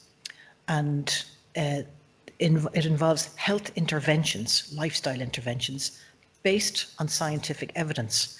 And we know about the 6 pillars of lifestyle medicine, but we've added a number in here in the European Lifestyle Medicine Organisation. We've added in environmental exposures, and we've added in sexual health and fertility. We're the only lifestyle medicine organisation to focus on that as a component of a healthy lifestyle. So when we're talking about quality of life, that just sort of brings this full circle into quality of life. So now I'll finish with some good news. So in 2019, the Wonka organisation, which is not a chocolate factory or nothing to do with gold foil wrappers on chocolate bars, but it's the World Organisation of National Colleges and Academic Associations of Family Medicine. And the Irish College of GPs is one of the members. And in 2019, we put out a declaration calling for the family doctors of the world to act on planetary health. And my colleague, Mayara Floss in Brazil, along with Alan Abelson in Toronto, began an online planetary health education for primary care. And they've published on the reports of that. And the French College of GPs, le CMG, proposed in 2022 at the annual European GP Council meeting that we should add planetary health to our European definition of general practice, the definition, the policy document that all of the curricula for GP training in Europe is based on. And I seconded it, and I'm very proud. This is one of my personal good moments having achieved this particular document along with Adam Windak from Poland, from Krakow in Poland. So the three of us went through the previous document, which was written in 2011, and this is the visual explanation of the European definition of family medicine. So if you want to know what a GP does, this is what we do. It's based on and rooted in attitude, science and context, comes up with management of the practice and communication, goes into the characteristics and the core skills and the characteristics. And each of those leaves is a particular area of focus. So we can't rewrite that, but we can add to it. So what we did was we added a bedrock. And this bedrock, where all of the tree, the Wonka trees it's called, is rooted in One Health, planetary health and sustainability as the bedrock of family medicine. And we inserted new clauses and phrases in throughout the document. So what this means is that when it comes to the time for every GP college to review their curriculum for GP training, they need to refer to this. So it's very new, and we wait to see how people will interpret it, and we will be following that up. It's very early days. The other good news story is about advocacy and policy making on a multidisciplinary level. And we had the inaugural meeting of this group in Amsterdam in the zoo, in the education department of the zoo. If you haven't, has anyone been to Artis in Amsterdam? Put it on your to-do list very quickly, ARTIS. So they have an education department in Amsterdam Zoo. On one side of the entrance, you have Micropia, which is a gallery of microorganisms, which is an incredible gallery and a beautifully presented gallery of microorganisms. And on the other side, they have a planetarium. So we're going from microbes to the planets, and then you go into the zoo. It's very, very profound. So at this meeting, we had urban planners, we had engineers, we had nutritionists, psychologists, public health doctors, primary care, psychiatry, and people that had gathered together to produce a document. And we produced this document. There are many, many authors, but it was just a document about the outcomes of the first planetary health hub of Europe. We were joined by Samuel Myers from Harvard, from the Planetary Health Alliance in the US. He's since moved to Baltimore, Johns Hopkins, but we're trying to link everybody together through the Climate and Health Alliance, which probably, we've called it the Planetary Health European Hub, but we have 4 branches, including policy development, which is very important because it will help to implement changes. I'll go very quickly through the next couple of slides, but just to say that the WHO is also working in a multidisciplinary way with the agreement that was made in 2023 with the UN Environment Programme and the World Organization for Animal Health. Really important to incorporate that. And the ministerial conference, so all of the ministers for the environment and health were represented at a meeting in Budapest in 2023. And just at the bottom, you can see highlighting the importance of integrating environmental and climate change dimensions within health systems for the provision of quality of care and towards attaining universal health coverage. So fast forward to the Irish College of GPs, where that group of 6 GPs, once we became a working group, we started working on a toolkit. And we've called it the GLOS toolkit because GLOS is green in Irish. And there is only one GLOS toolkit on the planet. So if you Google GLOS toolkit, you'll get into our document. It's available, open access. And that's just a table of contents on the left-hand side where we go through prescribing, referrals and investigations, screening tests, lifestyle advice, and the office and the premises. And we will be building on this in terms of clinical audits, because everyone has to do a clinical audit in GP land once a year. And the CME tutors are interested in rolling this out and encouraging audits at grassroots level. But we have to do all of these things urgently. This was an editorial from JAMA, October 2023, 1 year ago. It's a global health emergency, and the same editorial was published in a couple of hundred journals all over the world in the same month. The European Journal of General Practice published it in November in 2023, and my view is that this is one of the really pivotal editorials in medical journals that I've seen, because general practice can reach so many people, including people who are not ill, and their families, and the amount of connections that each of our patients have in the community is phenomenal if we can spread this message. And the European Journal editorial encouraged people to submit research and opinion articles. They're actively seeking it. It came up again at the council meeting in September last month in Dublin. They want articles on planetary health and sustainable healthcare. It's got to remain on the agenda, and we need leverage, and we need publications, and we need research. So Deirdre's research is so welcome. World Family Doctors. We have a World Family Doctor Day every year, the 19th of May. Last year it was patient safety. This year it was healthy planet, healthy people. So I'm keeping that message going. And we have a dedicated website, worldfamilydoctorday.org. And that just reminds us that we're all interconnected as citizens, as professionals, as educators and researchers. Think about quality of care with a sustainable hat on and focus on prevention, because leadership is needed for multidisciplinary cooperation, collaboration, action and outcomes. Thank you.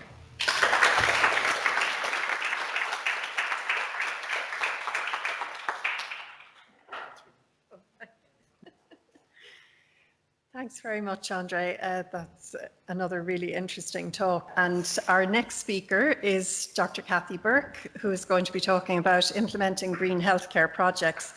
And as I mentioned earlier, Kathy is a consultant obstetrician and gynecologist here at CUMH.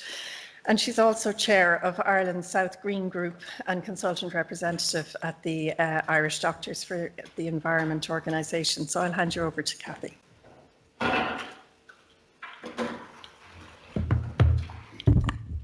Hi everybody, and apologies if I wander around while I'm talking.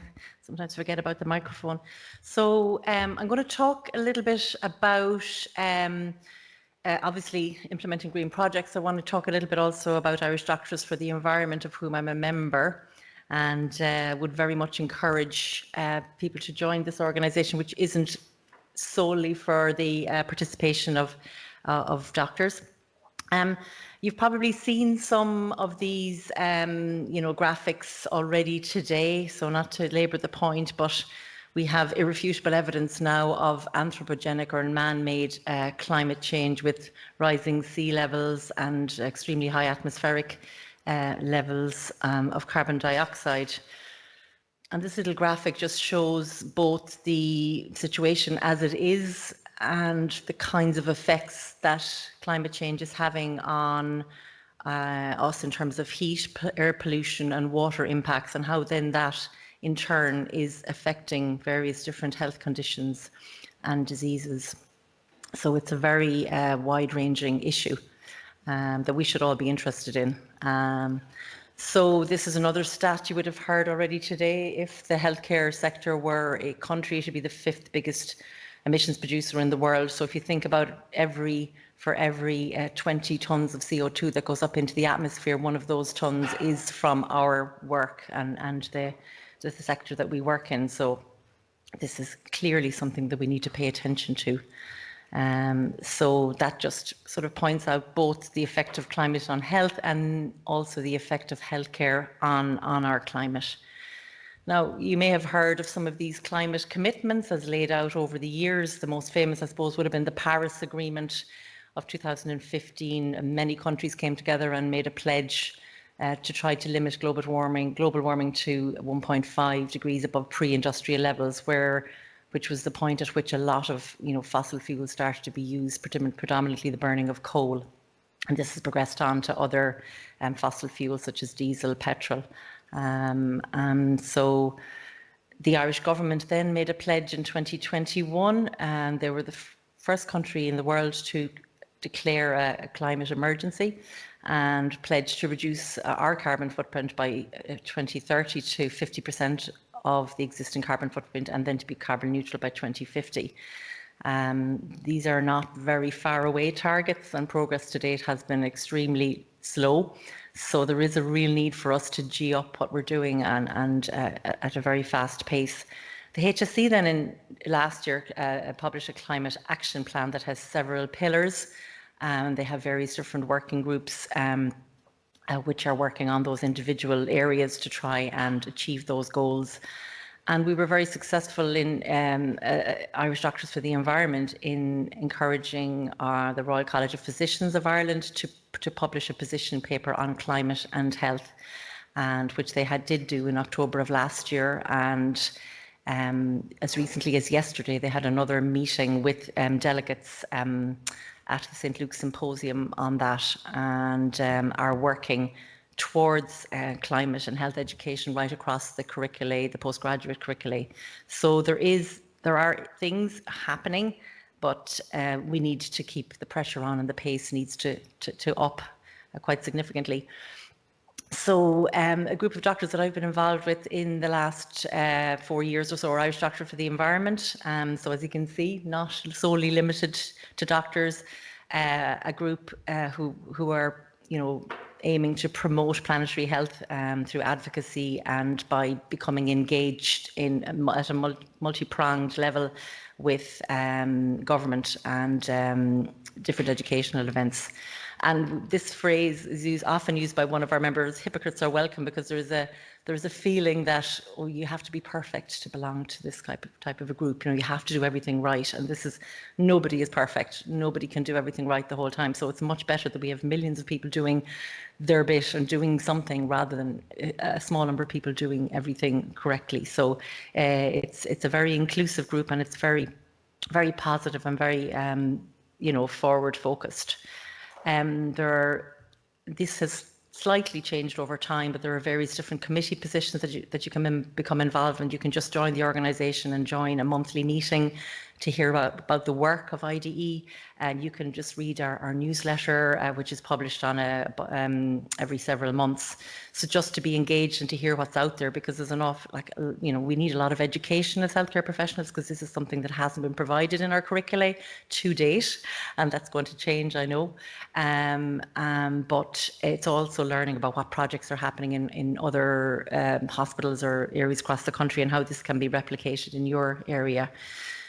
So various different activities. Obviously, there would be advocacy in terms of attending demonstrations and highlighting the problem. We would have a lot of impact into producing documents which will promote greener prescribing, for instance, and the pocket guide to the green inhalers has been taken up by the ICGP.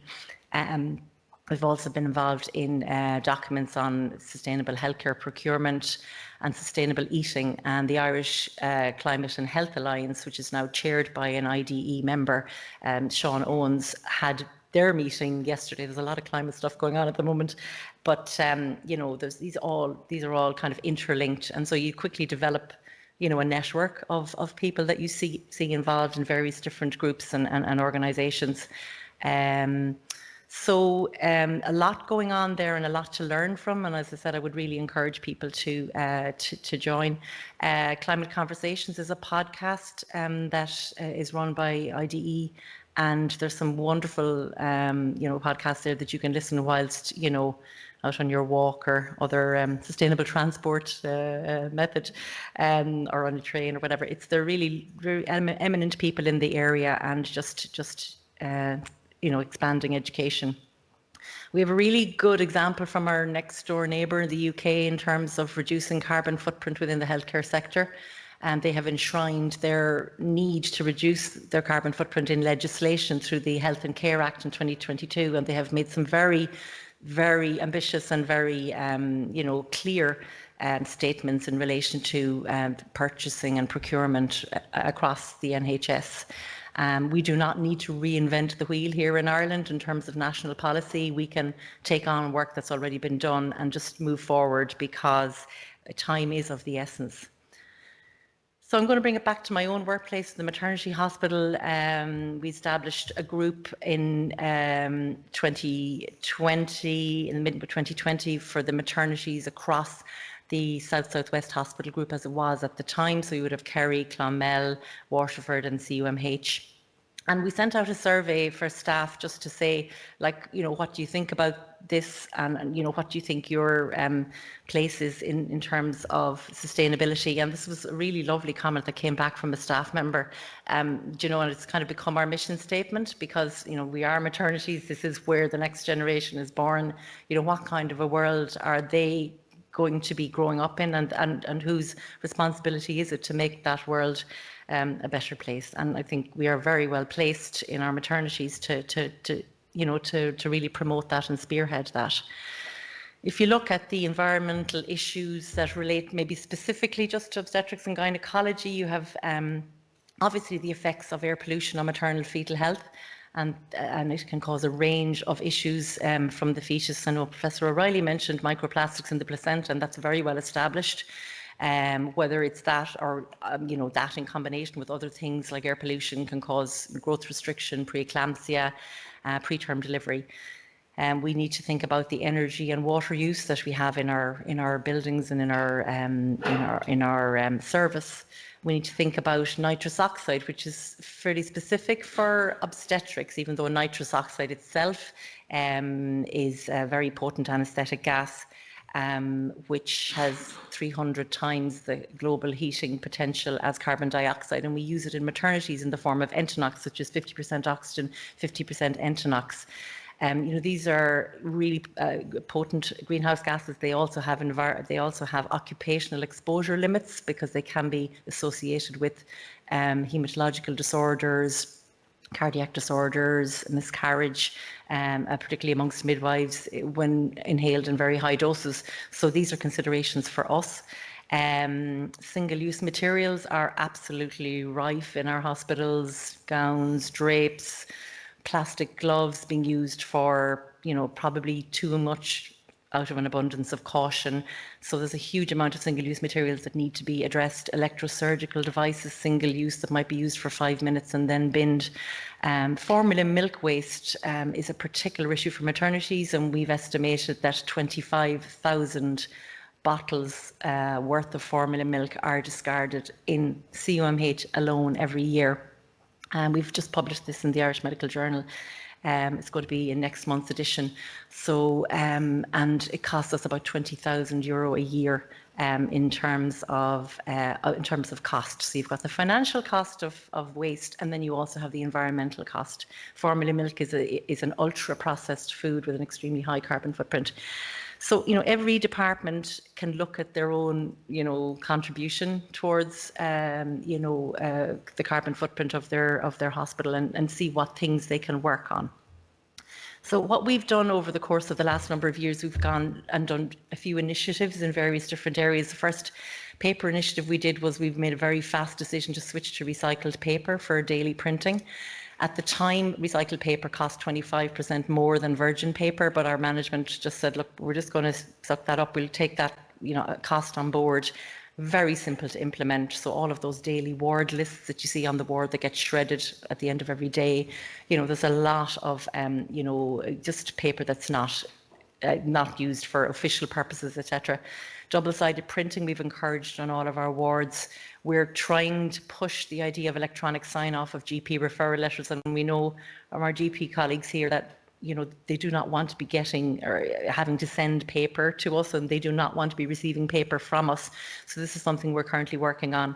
We managed to cancel a lot of unsolicited medical publications that were coming from different journals like maybe say the Irish Hospital Consultant Association, we wouldn't necessarily have requested them as a consultant group, but they just keep coming at you, and it's not very difficult, not very easy to cancel them. But we found a way to do it for those who wanted not to be receiving these publications, and we just ordered one copy for our doctors' residents, where we can all look at it. And we're working a little bit more on electronic patient information leaflets, although we're not there yet. So a lot of these are works in progress rather. Plastic initiatives then, we decided to ban single-use plastics for our meetings, single-use water bottles for our meetings, departmental meetings, and we installed some water dispensers at the bottom of our meeting rooms so that people could bring their keep cup and use that.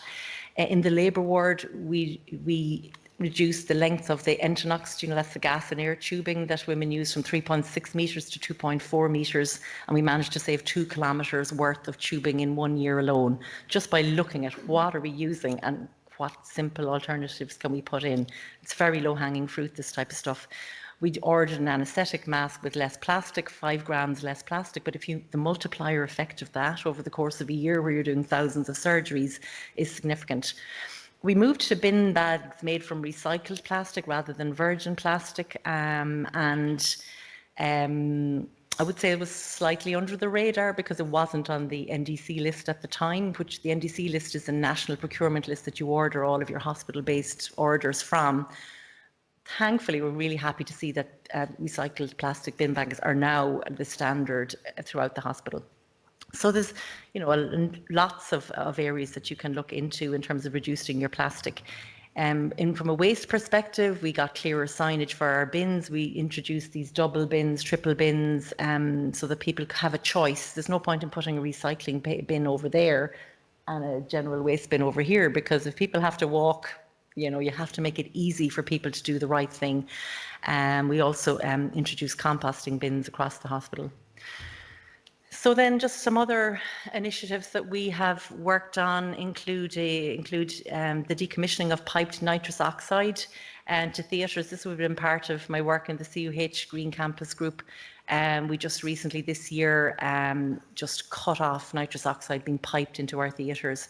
Number one, it's a very rarely used anaesthetic gas. Number two, there's a massive amount of leaks springing up around the place. And what we did was we put a little cylinder on the side of each anaesthetic machine so that if an anaesthetist wants it, it's there for them, not that they use it very often. This award has just got a highly commended award from the Healthcare HSE Healthcare Excellence Awards. So we were very happy to kind of be able to achieve that. It's something that every hospital in the country should be looking at. You need the will from hospital management to really do that. It should really be mandatory at this stage. Again, we're saving €20,000 a year by doing that, from the rent of the cylinders, from the purchase of nitrous oxide.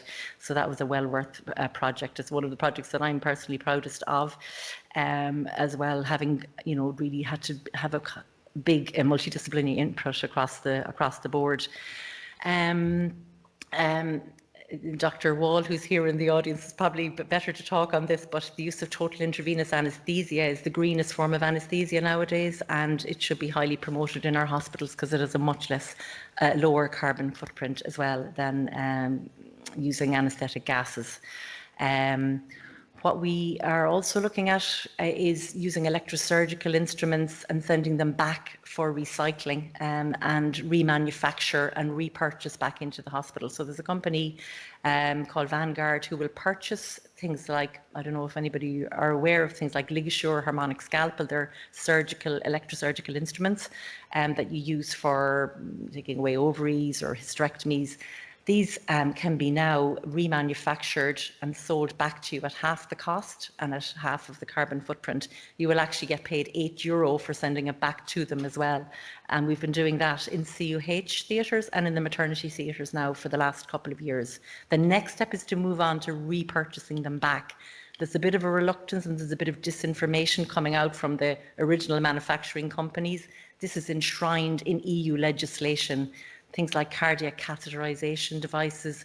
There's a lot more area that this could be worked on, but there is a lot of resistance because, there is a lot of vested interest there, I suppose, from the original manufacturers. So yeah, we've other project we've done in theatre is a surgical wrap recycling. So the surgical wrap that wraps around your operating sets essentially can be recycled, and we've done all of that. This is just a picture of the green theatre checklist, which is widely available, endorsed by different colleges, and you can work on that with your hospital management to kind of, you know, choose an area that you want to improve. Okay, I'm going to move on now because I'm running out of time. This is just a pictorial representation of some of the things that we've been doing. Recycling mobile phones, collecting all used glasses, recycling pens on the wards, etc. So when implementing a green healthcare project, my advice would be to choose something achievable. There is a limitless number of things that you can do, depending on how long you're working in an individual hospital. If you're moving on in 6 months, you have to choose something that's quite achievable quickly. You need to, it's good to get data, because as Prof O'Reilly just said, you know, if you don't have the data, you know, you can't track your change. So if you've got data on price, if you've got data on carbon footprint, it's really useful to have that. Hospital management support is very important, and identify everybody who's involved in the area, who you're going to be needing to help you out with it, and continuous engagement, being around, you know, being there, being available for questions. You can't just walk away and expect something to happen, because not everybody is going to be as motivated as you, so you need to stay on the ground and stay engaged. And then when you do achieve your project, you want to publish it, you want to communicate it, you want to congratulate people, you want to encourage that feel-good factor. And there are a number of supports to draw on, including our regional sustainability officers and our energy officers. So there's always advice out there. There are challenges in terms of people having an appreciation of the urgency and the magnitude of the changes that we need to make, but that's comes through education and positivity. And you know, the procurement side of it is something really we need to engage with at a HSE level. But there are lots of rewards. You're getting involved with a team, you have a feeling of making a difference, and it spurs you on towards, you know, achieving other projects. So there's other things happening around the country. There's courses that you can do, the Sustainability 101 course, and the RCSI have also got a sustainable healthcare course. And obviously with the work that Professor Bennett is doing over the next number of years, we're going to see huge dividends in terms of education and implementation as well. So 2 things I like to say: again, you can't do everything, but you can do something. We're not all expected to you know, be perfect, but everybody can do something, and cooperation and collaboration is key. Thank you.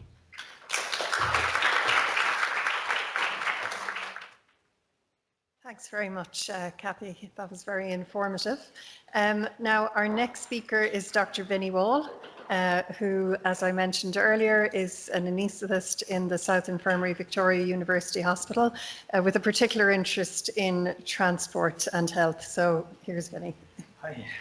Thank you all very much for this opportunity to present. Can everyone hear? How long do I have? 20 minutes. Okay. I'm going to start a little timer here. Thank you very much. So my name is Vinnie. I'm a consultant anaesthesiologist at the South Infirmary Victoria University Hospital up the road.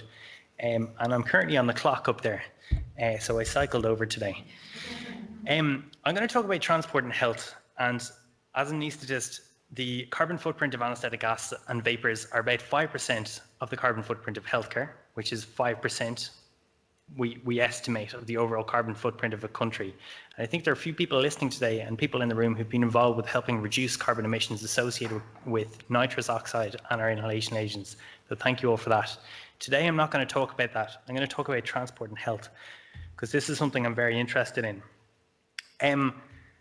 There will be a little bit of anger and a little bit of truth in this talk, okay? So my affiliations, I'm a consultant anaesthetist at the South Infirmary Hospital across the way, across the city. I did a diploma in public health at the London School of Hygiene and Tropical Medicine. Now it sounds like a fake university, but they did produce one of the first pieces of evidence to show that there's a good association between active transport or activity and cardiovascular outcomes in the 1940s with the bus conductor study. So this really inspired me to move on and to be part of all these organisations below. But I'm currently on the executive board of the Irish Cycling Campaign. So it's a newly formed organisation. We're an umbrella group for 30 different active transport groups around the country. We participate in stakeholder meetings with An Garda Síochána, the Road Safety Authority, community groups, and participate in public consultations. We do media, organise Erasmus trips and conferences. And I'm just going to say here, I do represent myself when I'm talking here with my little bit of anger and truth, okay? So this is a particular initiative I got involved with when I was an SPR in CUH back in 2020 during COVID-19 pandemic. It's where we took to the streets and asked Cork City Council for safe, protected, segregated and attractive cycleway between the hospitals. 3,200 people signed our petition, which we delivered to Cork City Council here.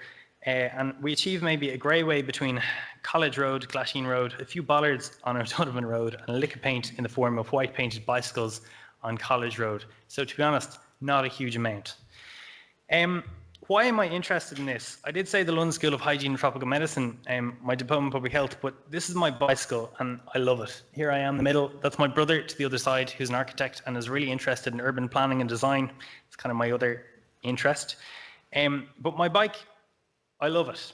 I can get wherever I need to go in a fast and efficient way. I've never melted in the rain. It's incredibly cheap, and I've paid for the road network via my income tax. It's a little bit spiced there.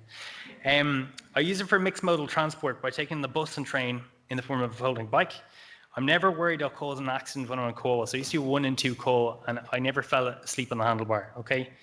I also like the low parallel bar, the long tube, because I can go from walking to cycling very, very easily. So it's a highly accessible bike.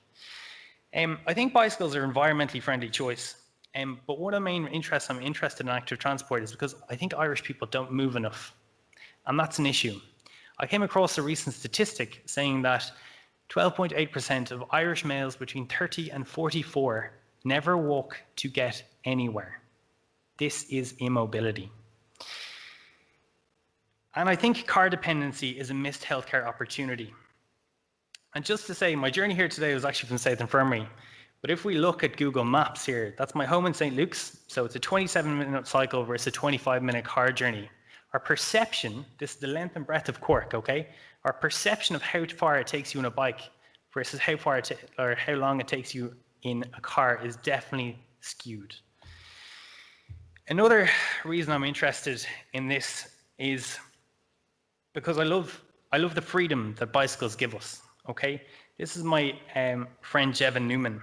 Jevon was my friend in college, and this is us in 2010, where he's showing me how to brew beer in my room. Jevon died of catastrophic intrathoracic injuries after being struck by the driver of a pickup truck, okay? When you're struck by a vehicle that has a high bonnet, for every 10 centimeter increase in bonnet size, there's a 20% increase in mortality. Victims suffer intrathoracic, pelvic, and head injuries, and they roll under the vehicle. And this is unlike being struck by a car, where injuries can be below the pelvis, and you tend to roll over a car, okay? In my opinion, SUVs and pickup trucks are largely unnecessary. They're dangerous to everyone, both outside and in the car, but yet road safety organisations, they don't comment on vehicle size as a contributing factor in morbidity and mortality. I really feel that Jevon's death was pretty pointless, and it really angers me a lot every day.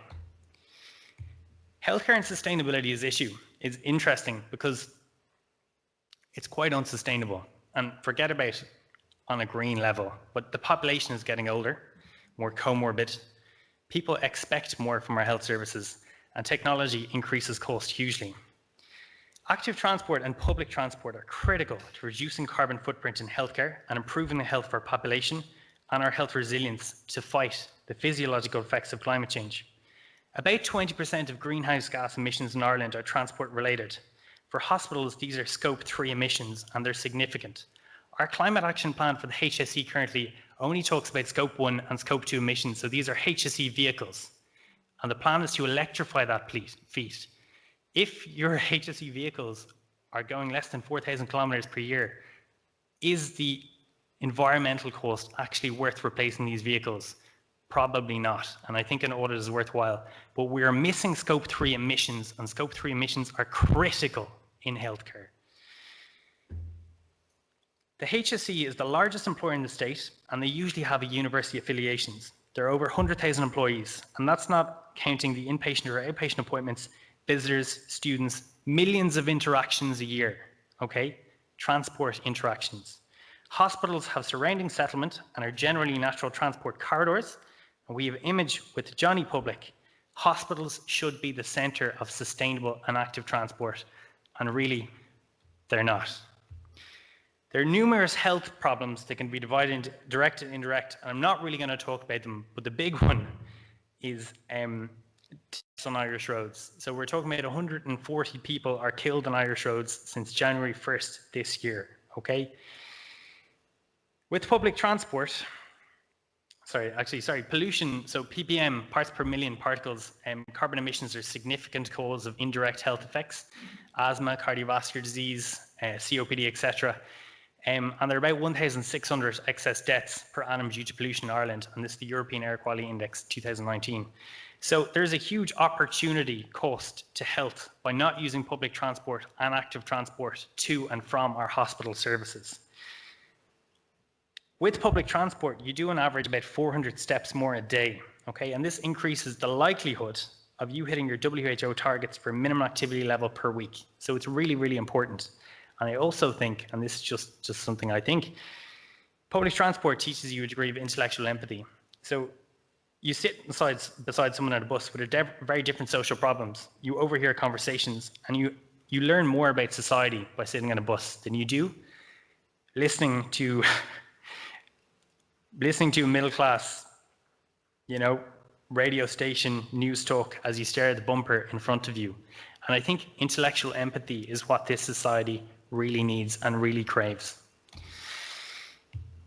Another interesting fact about cars, and I think this is really important, this is the size of our national fleet in the last 20 years. So we've gone from about 1.3 million to 2.6 million. Our national fleet of private cars has pretty much doubled in 20 years. A few interesting facts about this. The average cost of motoring per annum, according to the ATA, is €10,000. It's a significant financial burden.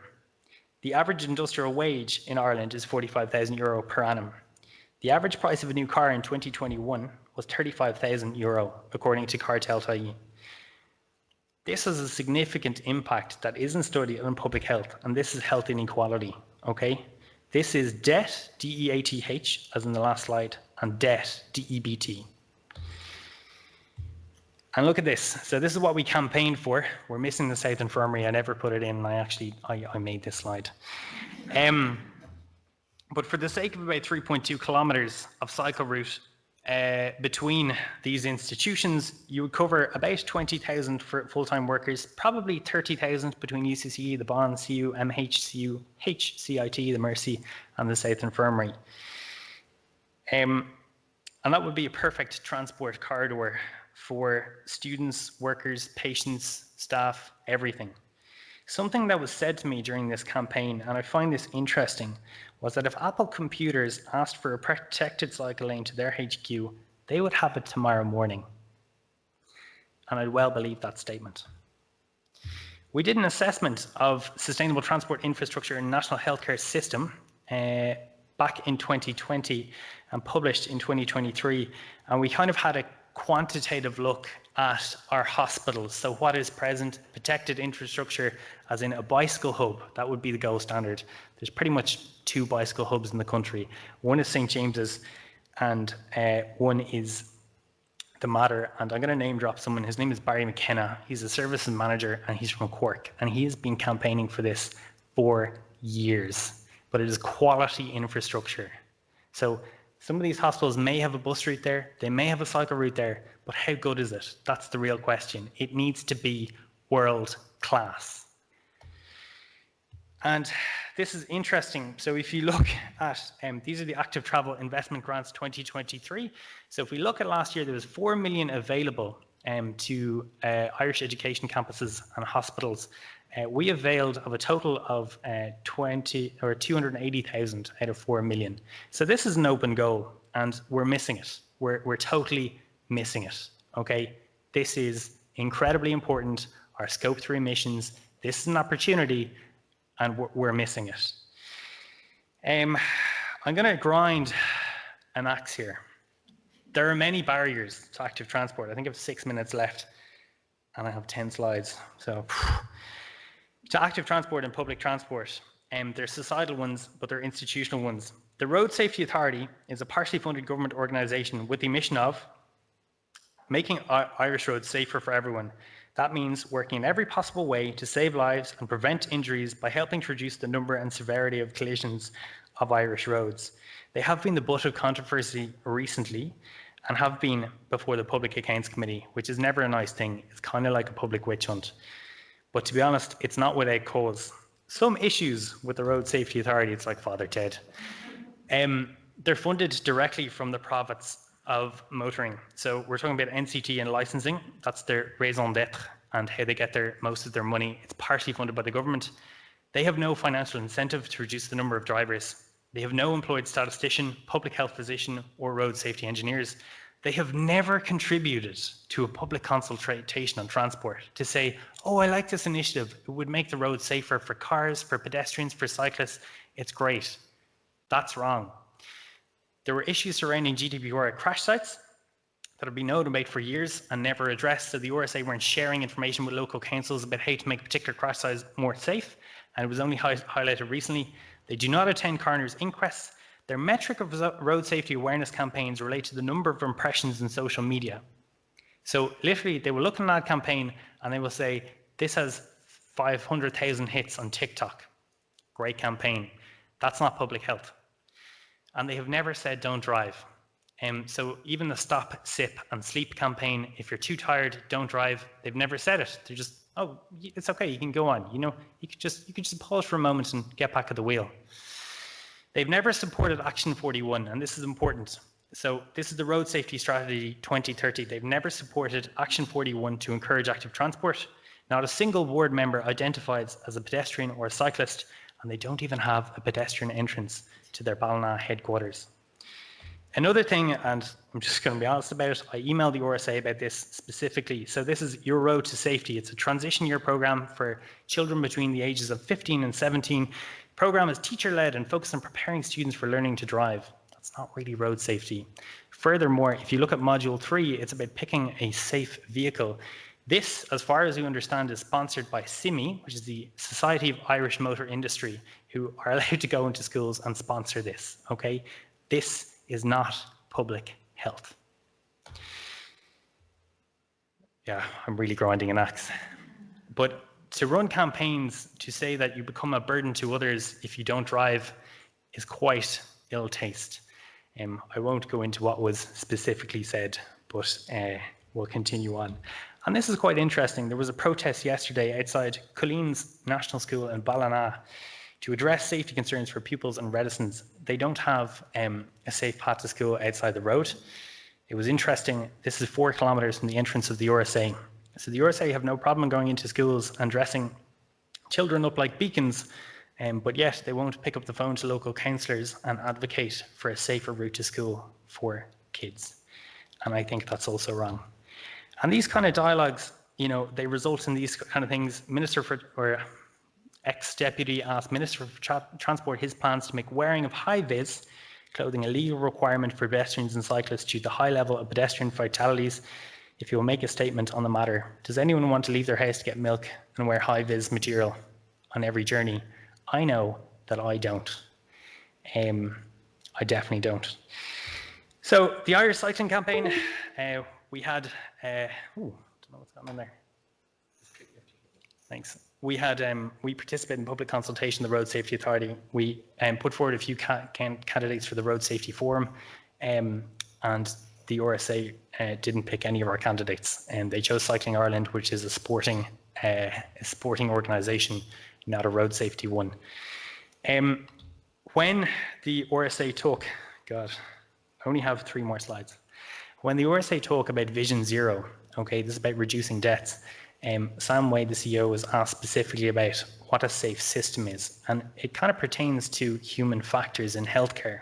So Klaus Tingvall is an epidemiologist and the father of Vision Zero in Sweden, and he has this eradication philosophy or safe system approach to improve safety. It's effectively that there are no accidents. It's a Swiss cheese model like we look at in healthcare, and what this relates to is the hierarchy of controls, okay? So to eliminate risk of road deaths, you need to reduce the number of road miles driven. as in reduce the number of drivers. And we have this kind of vogue in modern society to look at how to make, driverless cars. What we need is carless drivers. Okay, we need less risk on the road.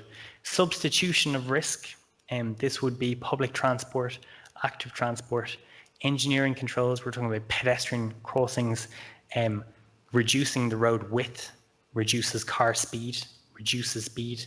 We're talking about informing the public about the danger of SUVs, pickup trucks, and the higher mass vehicle. But this is what we're missing. So these are the most effective measurements, and this is what the RSA is not doing. They are doing some of the most least effective things, which is public health campaigns in the form of ads and putting high-vis material on children. So in summary, we need to have a societal discussion about how we move, okay? And I think Irish society is quite individualistic. We don't do well with people telling us what to do. But we really need inspiration in terms of how we actually move.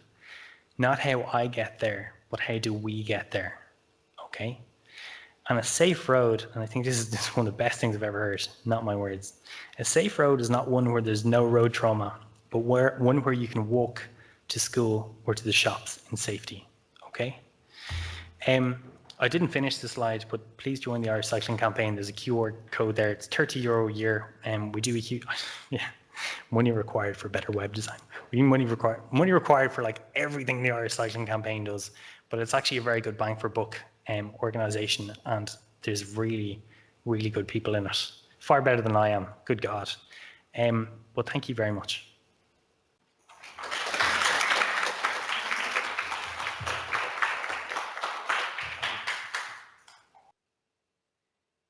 That was great, Vinny. Thanks very much for that perspective. So our next talk now is from Dr. Orla Healy, National Clinical Director of Quality and Patient Safety in the HSE, and Orla's talking about quality improvement for climate change and sustainability in healthcare. Thank you very much, Deirdre, and thank you, colleagues, for your very energised, enthusiastic talks. I am in the unfortunate position of being the last speaker, as usual, between you and lunchtime. But I am going to try to take all of the information that you've heard this morning and apply it in a very practical way as to how you can make quality improvements, particularly in the area of climate and sustainability. I'm a graduate of UCC. 30 years ago, I was Deirdre's intern. Right now, I am National Clinical Director for Quality and Patient Safety in the HSE. And as such, we have just produced a competency framework for quality and patient safety. And I collaborate with Deirdre on her grant award because we are going to embed any of the materials and any of the outputs in that competency framework so that you and future generations of healthcare workers have a toolkit to assist you in the valuable work that that you've already done and that you will do in the future to improve services and bring about climate and sustainability improvements. You've heard a lot already about the impact of healthcare on climate change and conversely how climate change is impacting healthcare. The slides will be shared, so you can access them in your own time. And I'm certainly not going to labour the point. Neither am I going to labour the point about the pivotal role of clinicians. My colleague and former boss Philip already referenced a paper that he contributed to in the BMJ last year. So Philip collaborated with Jeffrey Braithwaite and colleagues from India and New Zealand. Jeffrey Braithwaite is a former president of the International Society for Quality in Healthcare. And Jeffrey repeatedly makes the point that people who take up a career in healthcare are improvers by nature. You go into healthcare because you want to make things better, usually for individual patients, but ultimately you want to make the services and everything else better as you progress. So each of us has a job, has two jobs. The first job is to do our day job, and the second job is to improve it as we go. And we aim in quality improvement to provide you with the tools to do that. When in Philip and Jeffrey's paper talks about public health advocacy, legislative change, influencing leaders, promoting preventative medicine, and reducing low-value care. But I'm going to talk about what Kathy has described, what Vinny has described, what Seamus has described, about how you as an individual can use quality improvement to achieve those changes that you want to deliver.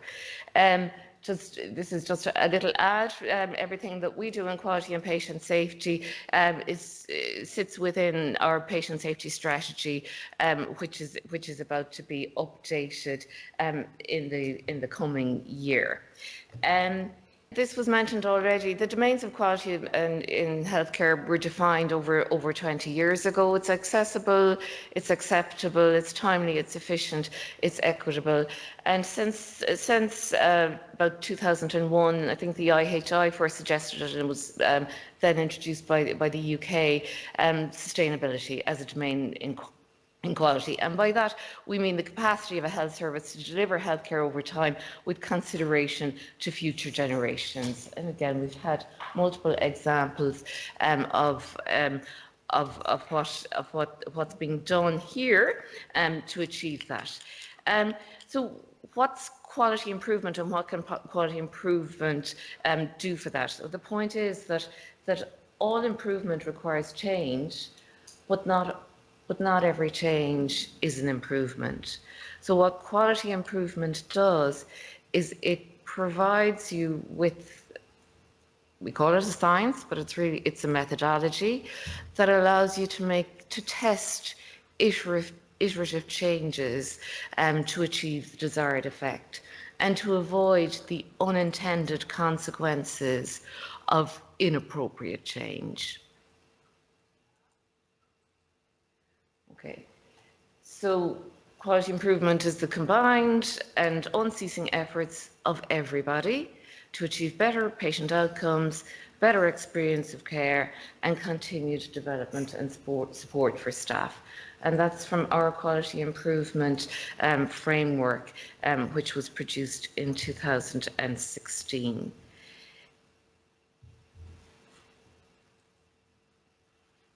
I have found, and I'm sure you find, it was a theme in health promotion in my younger days in public health. I should have said I'm a consultant in public health medicine. It was a theme in health promotion that it was evangelical, it was global, it's quite hard to achieve, hard to translate to your individual impact. The same is true of quality improvement. And I think a lot of us get that sense about climate change. Sometimes the locus of control just seems so broad and the consequences are so catastrophic that it can be hard. And sometimes the language is a little bit jargonistic and inaccessible. So what QI does and what QI methodologies do is that they bring it right back down to the grassroots level to show you as an individual what you can do quite simply and easily without being an expert, without being an advocate, without being hugely enthusiastic, that you can make a change and you can make those improvements. It's important to define where it sits in that journey between audit and research, and I find this quite useful, that a QI project can be seen as a journey from how we're performing now as defined by audit towards what we know is possible through research. So QI bridges that gap for us. And there are multiple approaches and methods for doing that. CUH is very strong on lean.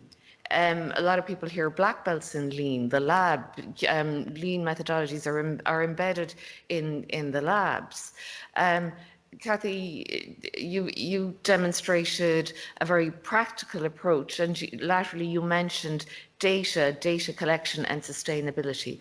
All formal QI methodologies are grounded in data collection, measures of change, measures of impact to enhance the sustainability of whatever you're trying to achieve or trying to do. So it doesn't really matter whether you're looking at clinical microsystems, lean, design methodologies, Six Sigma, total quality management systems. We tend to use the IHI model, which is the model for improvement, which is PDSAs, which can be likened to a toddler learning to walk, or playing with their building bricks, that you set out what you're trying to achieve, you have your baseline measurements, and then you repeatedly test iterative changes and go back and change your approach as you need to do. So it's a very accessible, implementable model of change. How we build sustainability into that improvement is also being tested, because what we want to do is ensure that when we make quality improvements, that the needs of the present are met without compromising the ability for future generations to meet their own needs. So it's all well and good to solve our improvement problem here and now, but how does solving that problem impact future generations? So this is the approach taken by our colleagues in Wales. So this is adapted from the future-proof policy making by the Wild Thinking Studio, and this year, as I said, in Wales. And their approach is collaboration, integration, involving like-minded people, balancing the short-term needs with safeguarding the long-term requirements, and looking at prevention. We love our models in public health, and we really love them in QI as well. This is the NHS model for sustainability and quality improvement, and you can see there that they've got an equation where they put the outcomes for patients and the outcomes for populations against the environmental impact, the social impact, and the financial impact. Again, this isn't a lecture on quality improvement, so you can look it up in your own time. Suffice to say that a lot of people are doing this. I'm so impressed with the examples that were provided already today, but this is just a flavour. The ISHQ, the International Society for Quality and Healthcare Global Conference, was in Turkey a couple of weeks ago. We all flew there, including myself. But this is just a flavour of the types of climate change and sustainability quality improvement projects. And if you have the vision, and I'm talking about the physical site, to be able to read that, you will see that a lot of those projects reflect the challenges that various countries are facing in regard to healthcare and climate. I've also included some examples of QI projects here in Ireland, but there's no need to preach on that right here, because you've got so many of them outlined this morning yourselves. So I'll just skip on and talk very briefly about what we have found through our experience in quality and patient safety. The practical tips are when undertaking a quality improvement programme or project. Bearing in mind that it looks simple and it sounds simple, but as is the case, you know, every complex problem can be reduced to a simple solution that doesn't work. So we know that every system is set up to deliver the outputs that it does, and that every system is there and things operate the way they do because they suit the people operating that system. So everything that happens for a reason and because it is in somebody's interest, and it doesn't suit anybody to change it. Inherent in that comment is that change is difficult, change is disruptive, and change is rarely sustainable. So these tips can be helpful. You look at the opportunity, and then you go right back. You go right back and test your hypothesis. And when looking at the sustainability agenda, you test your hypothesis against or through the lens of climate and sustainability, and check that with your change ideas. If necessary, using that iterative process, you change your focus. To include the use of environmental resources and processes.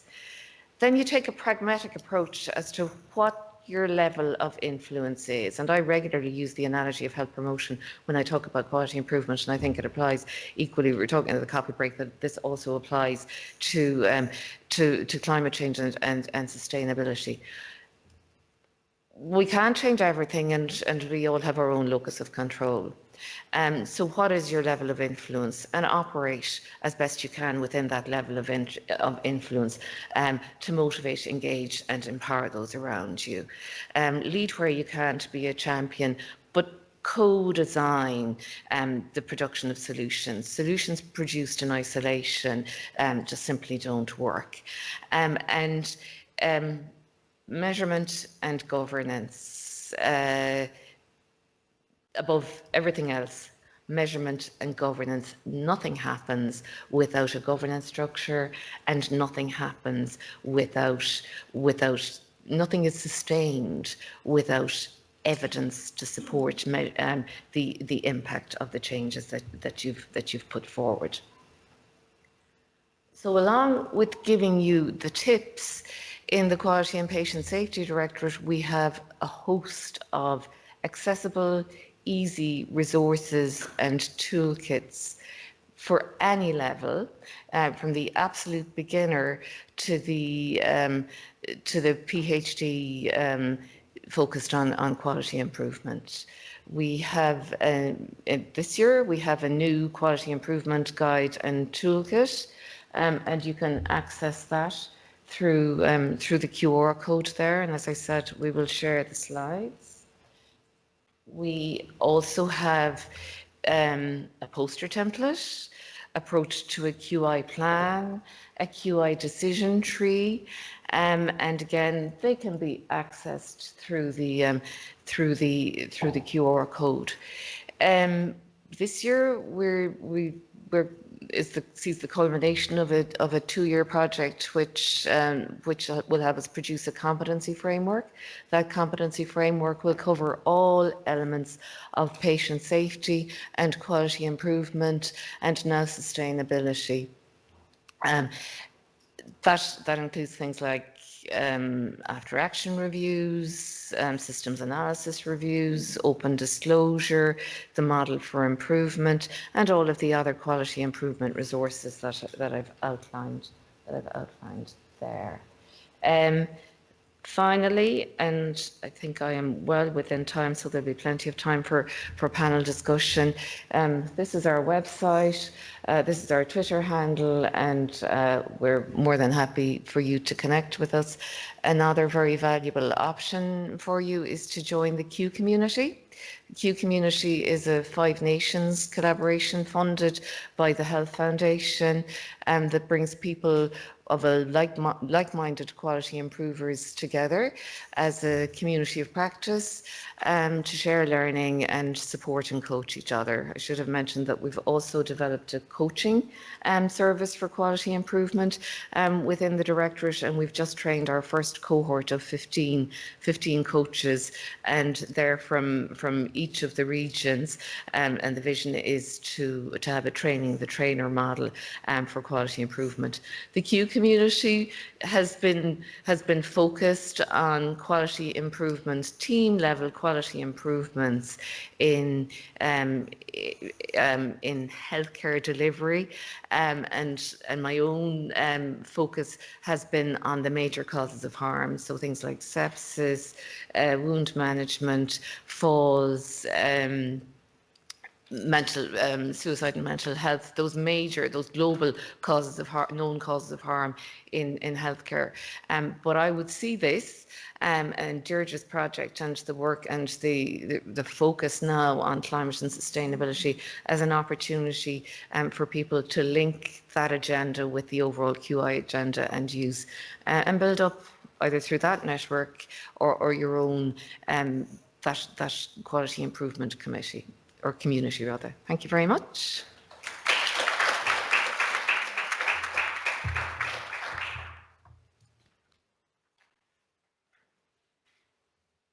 Thanks very much, Orla. So we're now going to move on to the panel discussion. So I'll ask the speakers actually to come up and sit in the front here where we'll have a microphone and you will be on camera for the people online. And for those in the room, if you could be thinking about any questions that you might have, and likewise for the people online, any questions can be popped into the chat. So we'll just give people a moment to settle down there.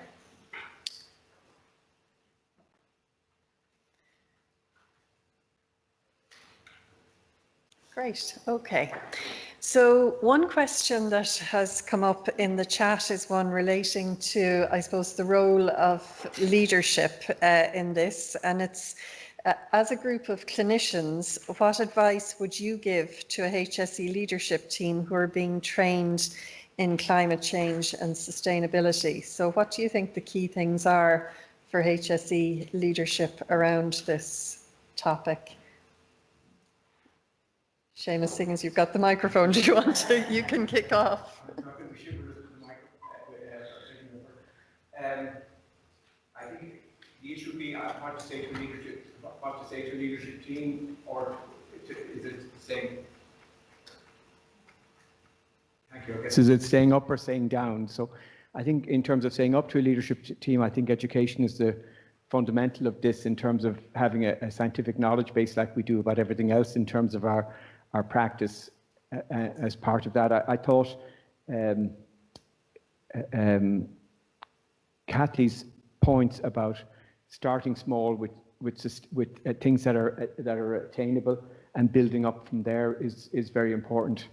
I think also a cycle of reinforcement of engagement, that this is a long game and sometimes can be a lonely game for people that are involved in it. They would be the things that I would suggest. I've been hanging around leadership types for a while, so I'm going to use the jargon. The current model is PEPA. So the role of the corporate leadership team is performance, enablement, assurance, and planning, policy making. So none of these things happen without a bottom-up or a top-down approach.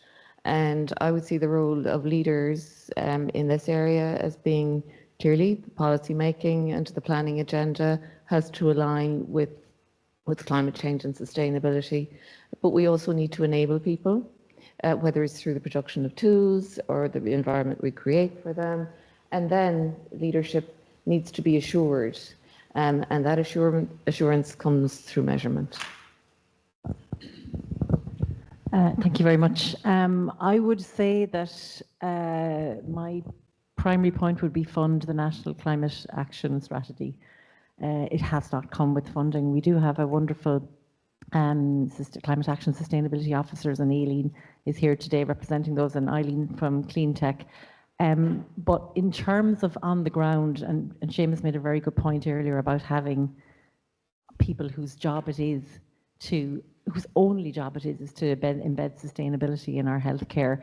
Like, you know, we're all doing our best on top of full-time jobs here, but like, if you want to take this seriously at a hospital level, you need to put the investment in and make people's job that, rather than, you know, it being volunteerism, as we spoke about. So, like, you know, we're funding loads of things nationally. Why not fund this? Thanks a million, everyone. I totally agree with Kathy there on the funding aspect. You need to put your wallet behind it. Something else I would say is communication is really important, and you need to capture hearts and minds and be able to tell a story. Be able to identify what a conversation is about and the other person's values in that conversation, because climate change sometimes is a hard one to sell, and particularly when other people have concerns about different aspects of their lives. It's not always at the forefront of their mind. But if you look back, I think it's really interesting, just a side point. One of the top voted Canadians last century, every Canadian loves Wayne Gretzky. He came number 2. The first guy was Minister for Health, and he convinced the Canadian people that it was worthwhile having a publicly funded healthcare system. And it's kind of revolutionized Canada and makes it a totally different society. Public healthcare is really, really important, looking after those who need it in society. But he managed to convince people because he could tell a story, and that's really, really important. You have to win hearts and minds. Thanks, Vinny. I would like to join to the other comments. Leadership has to be based on communication, top down, bottom up, to prioritise sustainable healthcare as the issue it works with, and therefore to advocate for the funding. But leaders need followers. A leader is not a leader unless they have followers. And I think that the recent developments within HSE in terms of the climate strategy and the Greener Healthcare Initiative shows enormous leadership. And we had Philip earlier on mention that within the scope of the programme, there are 30 different players involved. And this can be led from healthcare, but needs to be multidisciplinary. And I think some of the 2 key players coming from primary care, I'm biased, and that's a conflict of interest I have, but I think 2 important players are primary care to disseminate and deliver this, but also public health. We need public health campaigns to bring the people, the followers, with us. Great. Thank you all very much. That's, I'm sure, very insightful advice for the leadership team. We have another question here, which is from Kay Leedham Green in the UK, in UCL. She's one of the partners on our project. And she says, love the quality improvement talk. We come across status quo bias all the time. Change, as you say, takes time and effort from very busy people. It can also challenge vested interests. How can we make sustainability and quality improvement easier and more attractive for clinicians to initiate? Orla, I suppose I'll point that one at you. Scan the QR codes. It is a challenge. It is a challenge because people are so overwhelmed in their day job, and it's also a challenge because of the focus on productivity and the narrow definition of productivity using quantitative measures. So my focus at the moment is to change that narrative, to have more of a quality focus to the care that's delivered rather than a purely quantitative measure of throughput. But I don't underestimate the challenge. What we try to do in national quality and patient safety is to make the tools accessible and to connect people of like mind, where they'll get the support and encouragement, and to make it accessible to people who don't necessarily see themselves as being quality improvers. Mm-hmm. Mm-hmm. Does anybody else want to come in on that? Any other members of the panel? I think the magnitude of the crisis also needs disruptive change. So when we, Andre talked about a quality improvement project by a group of GP trainees, which probably would pay for sustainability officers in each regional authority for a year at least, in terms of savings if it was implemented completely. And I just wonder, you know, for instance, with the Medical Council, should we have a sustainability project as part of our CME, like we have audit? And that would also raise the bar to say that this is an enormous healthcare issue for our patients. It's not just do-goodism, but it would be a clear message in terms of focusing on sustainability. I mean, nothing focuses our department more in March than the deadline for the Medical Council audit submissions in May, and I think this could have the same point. I think we also have CPD and CME points, and in the United States 30 years ago, one of your CPD points was medical legal, and in the medical legal CME, you signed in by your social security number, and it was taken very seriously, because if you had 140, 150 points of a necessary token of 30, and one wasn't medical legal, your license was not renewed. And I just wonder, I know we need carrots, but I think we also need sticks too to get engagement, and I think it would also send a clear message of the importance of this issue from a top-down point of view. I just make one comment on that. Quality improvement is included as well as audit now in your annual CPD, so it doesn't have to be an audit product or project. It can be a quality improvement project, and also I happen to head up the National Centre for Clinical Audit as well, as an important assurance and improvement tool, but audit on its own isn't enough to achieve improvement. So increasingly what we've tried to do with national clinical audits, and I'm moving into the clinical sphere now, but I think it applies equally to sustainability, is that within every audit cycle, you have to, when you identify a deficit one year, you have to have a targeted quality improvement program to address that deficit. An example, and again, I know I'm moving away from sustainability to the clinical sphere, but it's just a useful example. The stroke audit showed a deficit in swallow assessment. So therefore we targeted quality improvement looking at swallow assessment. So involvement in an audit or quality improvement, and there's no reason why you wouldn't use a sustainability project as it relates to healthcare. I can't see why that wouldn't meet the criteria. I guess my point would be to make it that you would have to have a sustainability. That would have to be. Yeah. Yes. Yeah. Right. So we have a few just comments in the chat drawing attention to various resources and activities that I'll just mention before coming to the group in the room for questions. That's giving you your 2 minutes now to have something ready. So the first is from Kevin Hagerty, who's drawing attention for the medical scientists and laboratory managers to be aware of the My Green Lab initiative, which is a global initiative to improve sustainability in laboratories, and that's at www.mygreenlab.org. So that may be of interest to some of the people on the call today. And sorry, no. The other comment is from Nuala Hampson, who is at the Centre for Sustainable Healthcare in the UK, which I mentioned earlier, and Nuala is also a partner on our project. And this is the NHS-based centre that runs a lot of programmes in this area. So they're currently running a Green Maternity Challenge, and showcasing of the outputs will be in March of 2025, open to all. And if you look on the website, the Centre for Sustainable Healthcare website, there are details on that. And you can also sign up to the Centre for Sustainable Healthcare Women's Health Sustainability Network to stay informed.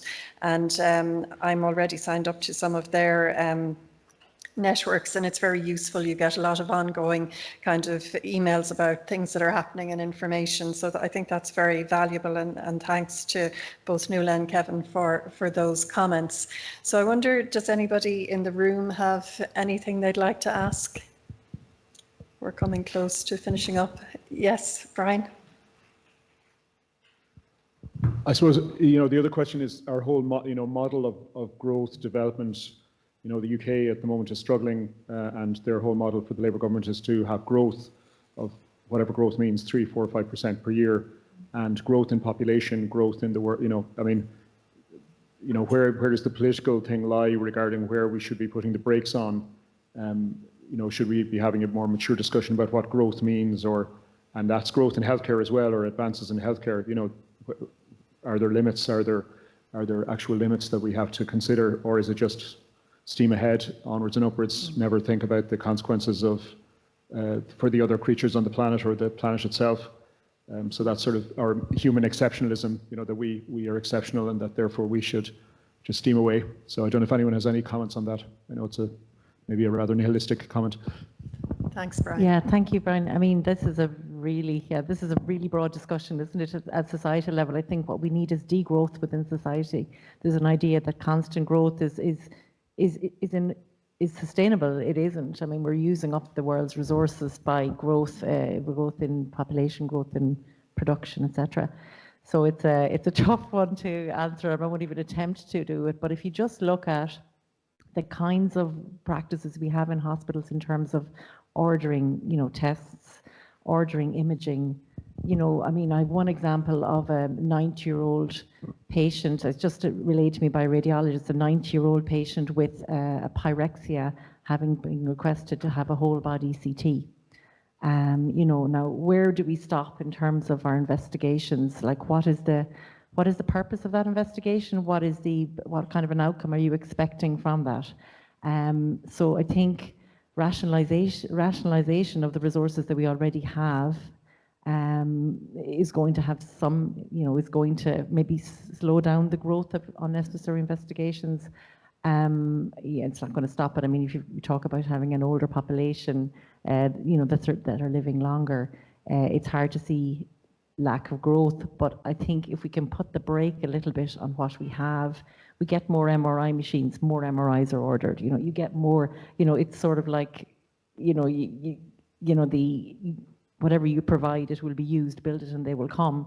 But why not look at, like, what are we doing right now and how we can put the brake on that a little bit? That's my small contribution to answering your question. Anyone else? Funny enough, I mean, I suppose if you look at the question of, like, in fact, if anything, the question is that we're not using resource enough. There's the whole idea that the health service should be running 7 days a week. The scanner should be running at 4 o'clock in the morning, 7 days a week. That solution to our problems is not, is to actually be doing more with the resources we have and to operate the scanners longer hours and longer days and all of that. I suppose the other thing that everyone talks about SARS-CoV-2 and the response to that as a sign where humanity sort of faced a challenge, or at least the Western world faced a challenge and responded to it. But that was one simple issue, and it had drastic effects, economic effects, which you could argue is a kind of a micro version of what would happen if we shut everything down, what would happen if we stopped for a while. And that's it. But I don't think that we can draw analogies between the climate crisis and, because it's so based in the economy, it's so based in humanity, it's a much more complex issue than just one single thing. Anyway, that's my comment. I would certainly like to add to that that the status quo was not acceptable. I did my postgraduate GP training in the 1980s, and I can't practice. It would not be right to practice in the way that we did then. All of us are exposed to the TV series showing, the patient going into the ER, and all of these glamorous tests are ordered immediately, and that's not how it should happen in the real world. So we have to bring people with us. We have to bring patients, their carers, their families with us as well. And we need top down, but we also very much need bottom up, and we need ideas from every sector. So the cleaners in our hospitals will have ideas. The catering department will have ideas. When I was a medical student, I worked in the kitchens in a major teaching hospital in Dublin, and the amount of food waste was horrific. And that's still the case. And heating in hospitals and windows open and so on. And I think just to close on the point, there is actually a Green Tech 2024 call out at the moment. It's a collaboration between HSE, Irish College of GPs, and Health Innovation, and seeking ideas. So if anybody has ideas, however small, like animated film about Whoville, every idea is a possible oak tree in the future if it's taken on board. Thank you. Thanks very much. Do we have another question? Yeah, hi. First of all, I'd just like to say thank you for today. It's been amazing. My name's Hilary. I'm with Marguerite and Sustainability and Enterprise in UCC. But I would just like to say you're all doing amazing work in separate areas as such. Is there one holistic ecosystem where you can all share your best practices and work together, as you said, in collaboration? Because when it comes to healthcare, it is so disparate. We have to change patients, we have to change managers, we have to change clinicians, and we need to change policymakers' beliefs to change. And we know what the HSE has done amazing change over the years, but change is difficult and it is hard and it is disruptive. And I was just wondering, where's the holistic space for this change to be made together?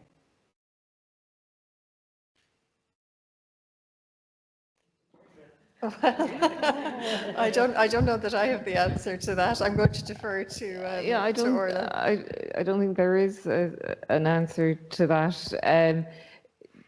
Because ironically, the more you integrate things, the more they get fragmented, because there's just so many additional steps and so many people involved.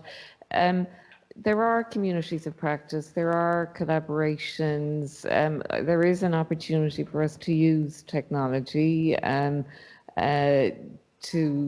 to bring things together. I can only speak to my own experience in trying to pool resources in a single place and signpost to them and create collaborations and networks for particular areas. But a bit like this existential crisis thing, if you try to do too much at once, you get lost in it. So I think sometimes you need to drill it down and focus on what you can do and prioritize. When I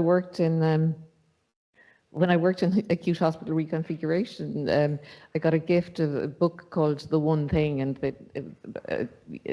point made in that book was that the definition of multitasking is that you're doing nothing right, and that sometimes you need to focus in on what you can do and what you can achieve, and not try to do everything and wrap your arms around everybody and bring them all together. Just do your best. Thanks. Doesn't answer your question. Seamus, yeah. So I think the first thing is everybody is approaching this aspect from the different perspectives you've heard today are all complementary. I think when we look at cancer, the first thing we do is we make a multidisciplinary team to address it. And one thing that's lacking maybe is a forum where all of the disparate views, there's an awful lot of activity happening. I've learned about a load of different initiatives today that I would have had no idea of, and I've been in the weeds in the medical literature for this talk today and for other projects that we're working on at the moment, including the article that's stuck in Middle Earth with peer review, and I wasn't aware of many of them. And so I think one thing may be to spiral Deirdre's initiative and your initiative, the UCC Planetary Health Initiative, into a national meeting which would pull all of these stakeholders together, the Royal College of Physicians, the obstetricians, anaesthetists, HSE, in one way. I mean, I think one of the things that I was amazed at is the number of people that are online for this meeting, and that shows the hunger for information in it, the acknowledgement of it. But if you had a whole range of disparate people together, say engineers, for instance, like Andrea had talked about in her work at that meeting, if you had a single focus for sustainable healthcare in Ireland 2025, we'll just say, and that with all of the different people at each level involved in it, that could be a central focus, and that could be something that could continue in the future. But I think one of the problems in medicine is that we can get very subspecialized into our own trench, and you know, we go to oncology meetings, but I don't go to general medicine meetings. So I don't hear about. I won't go to. And obstetric meetings, you know, but where we've done putting different teams together, like we've done educational meetings for oncology in the maternity hospital with the maternity trainees, and that's really interesting because we get so many different views and participants involved, and it's a much richer learning environment. So I think the same things needs to happen with climate change, and I think it would send a significant message outside of the healthcare community that this was being done as well. Great, thank you. We're just coming to the end of our time, so we'll take one last question from Marguerite. Thanks. Thanks everyone for all the great presentations today. It's wonderful. So I'm Marguerite. I'm a professor of engineering for sustainability in School of Engineering in UCC. So we talked about a lot of the barriers to change in terms of making the healthcare system more sustainable. And, you know, we also talked about the importance of data and research and providing that evidence base for change and for changing policy and practice. But just a very kind of broad question, you know, what are the major areas that we should be looking at really in terms of research that would help to eliminate some of those barriers?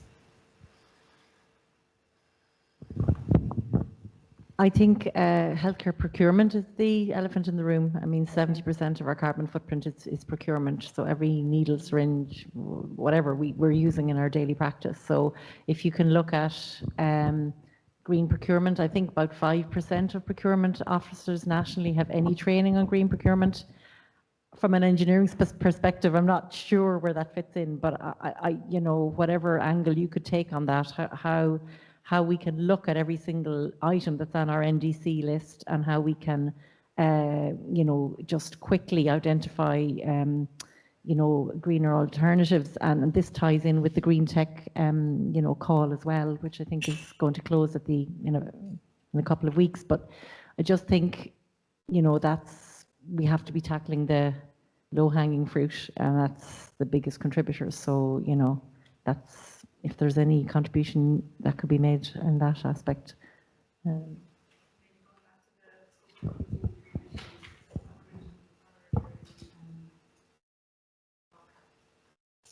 Yeah, well, procurement would be that would be scope 3.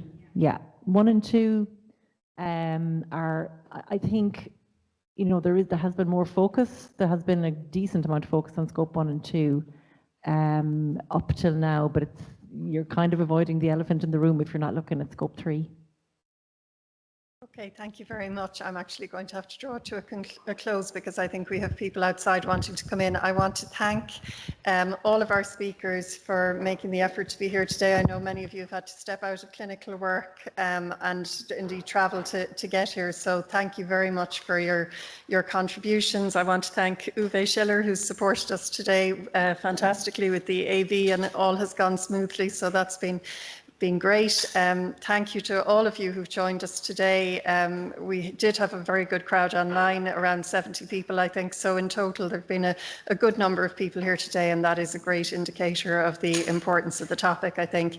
We'd be really grateful if you would complete the feedback survey. We need it for our CPD approval apart from anything else, but we're very interested to hear what people felt about today's event. So again, thank you very much for your participation.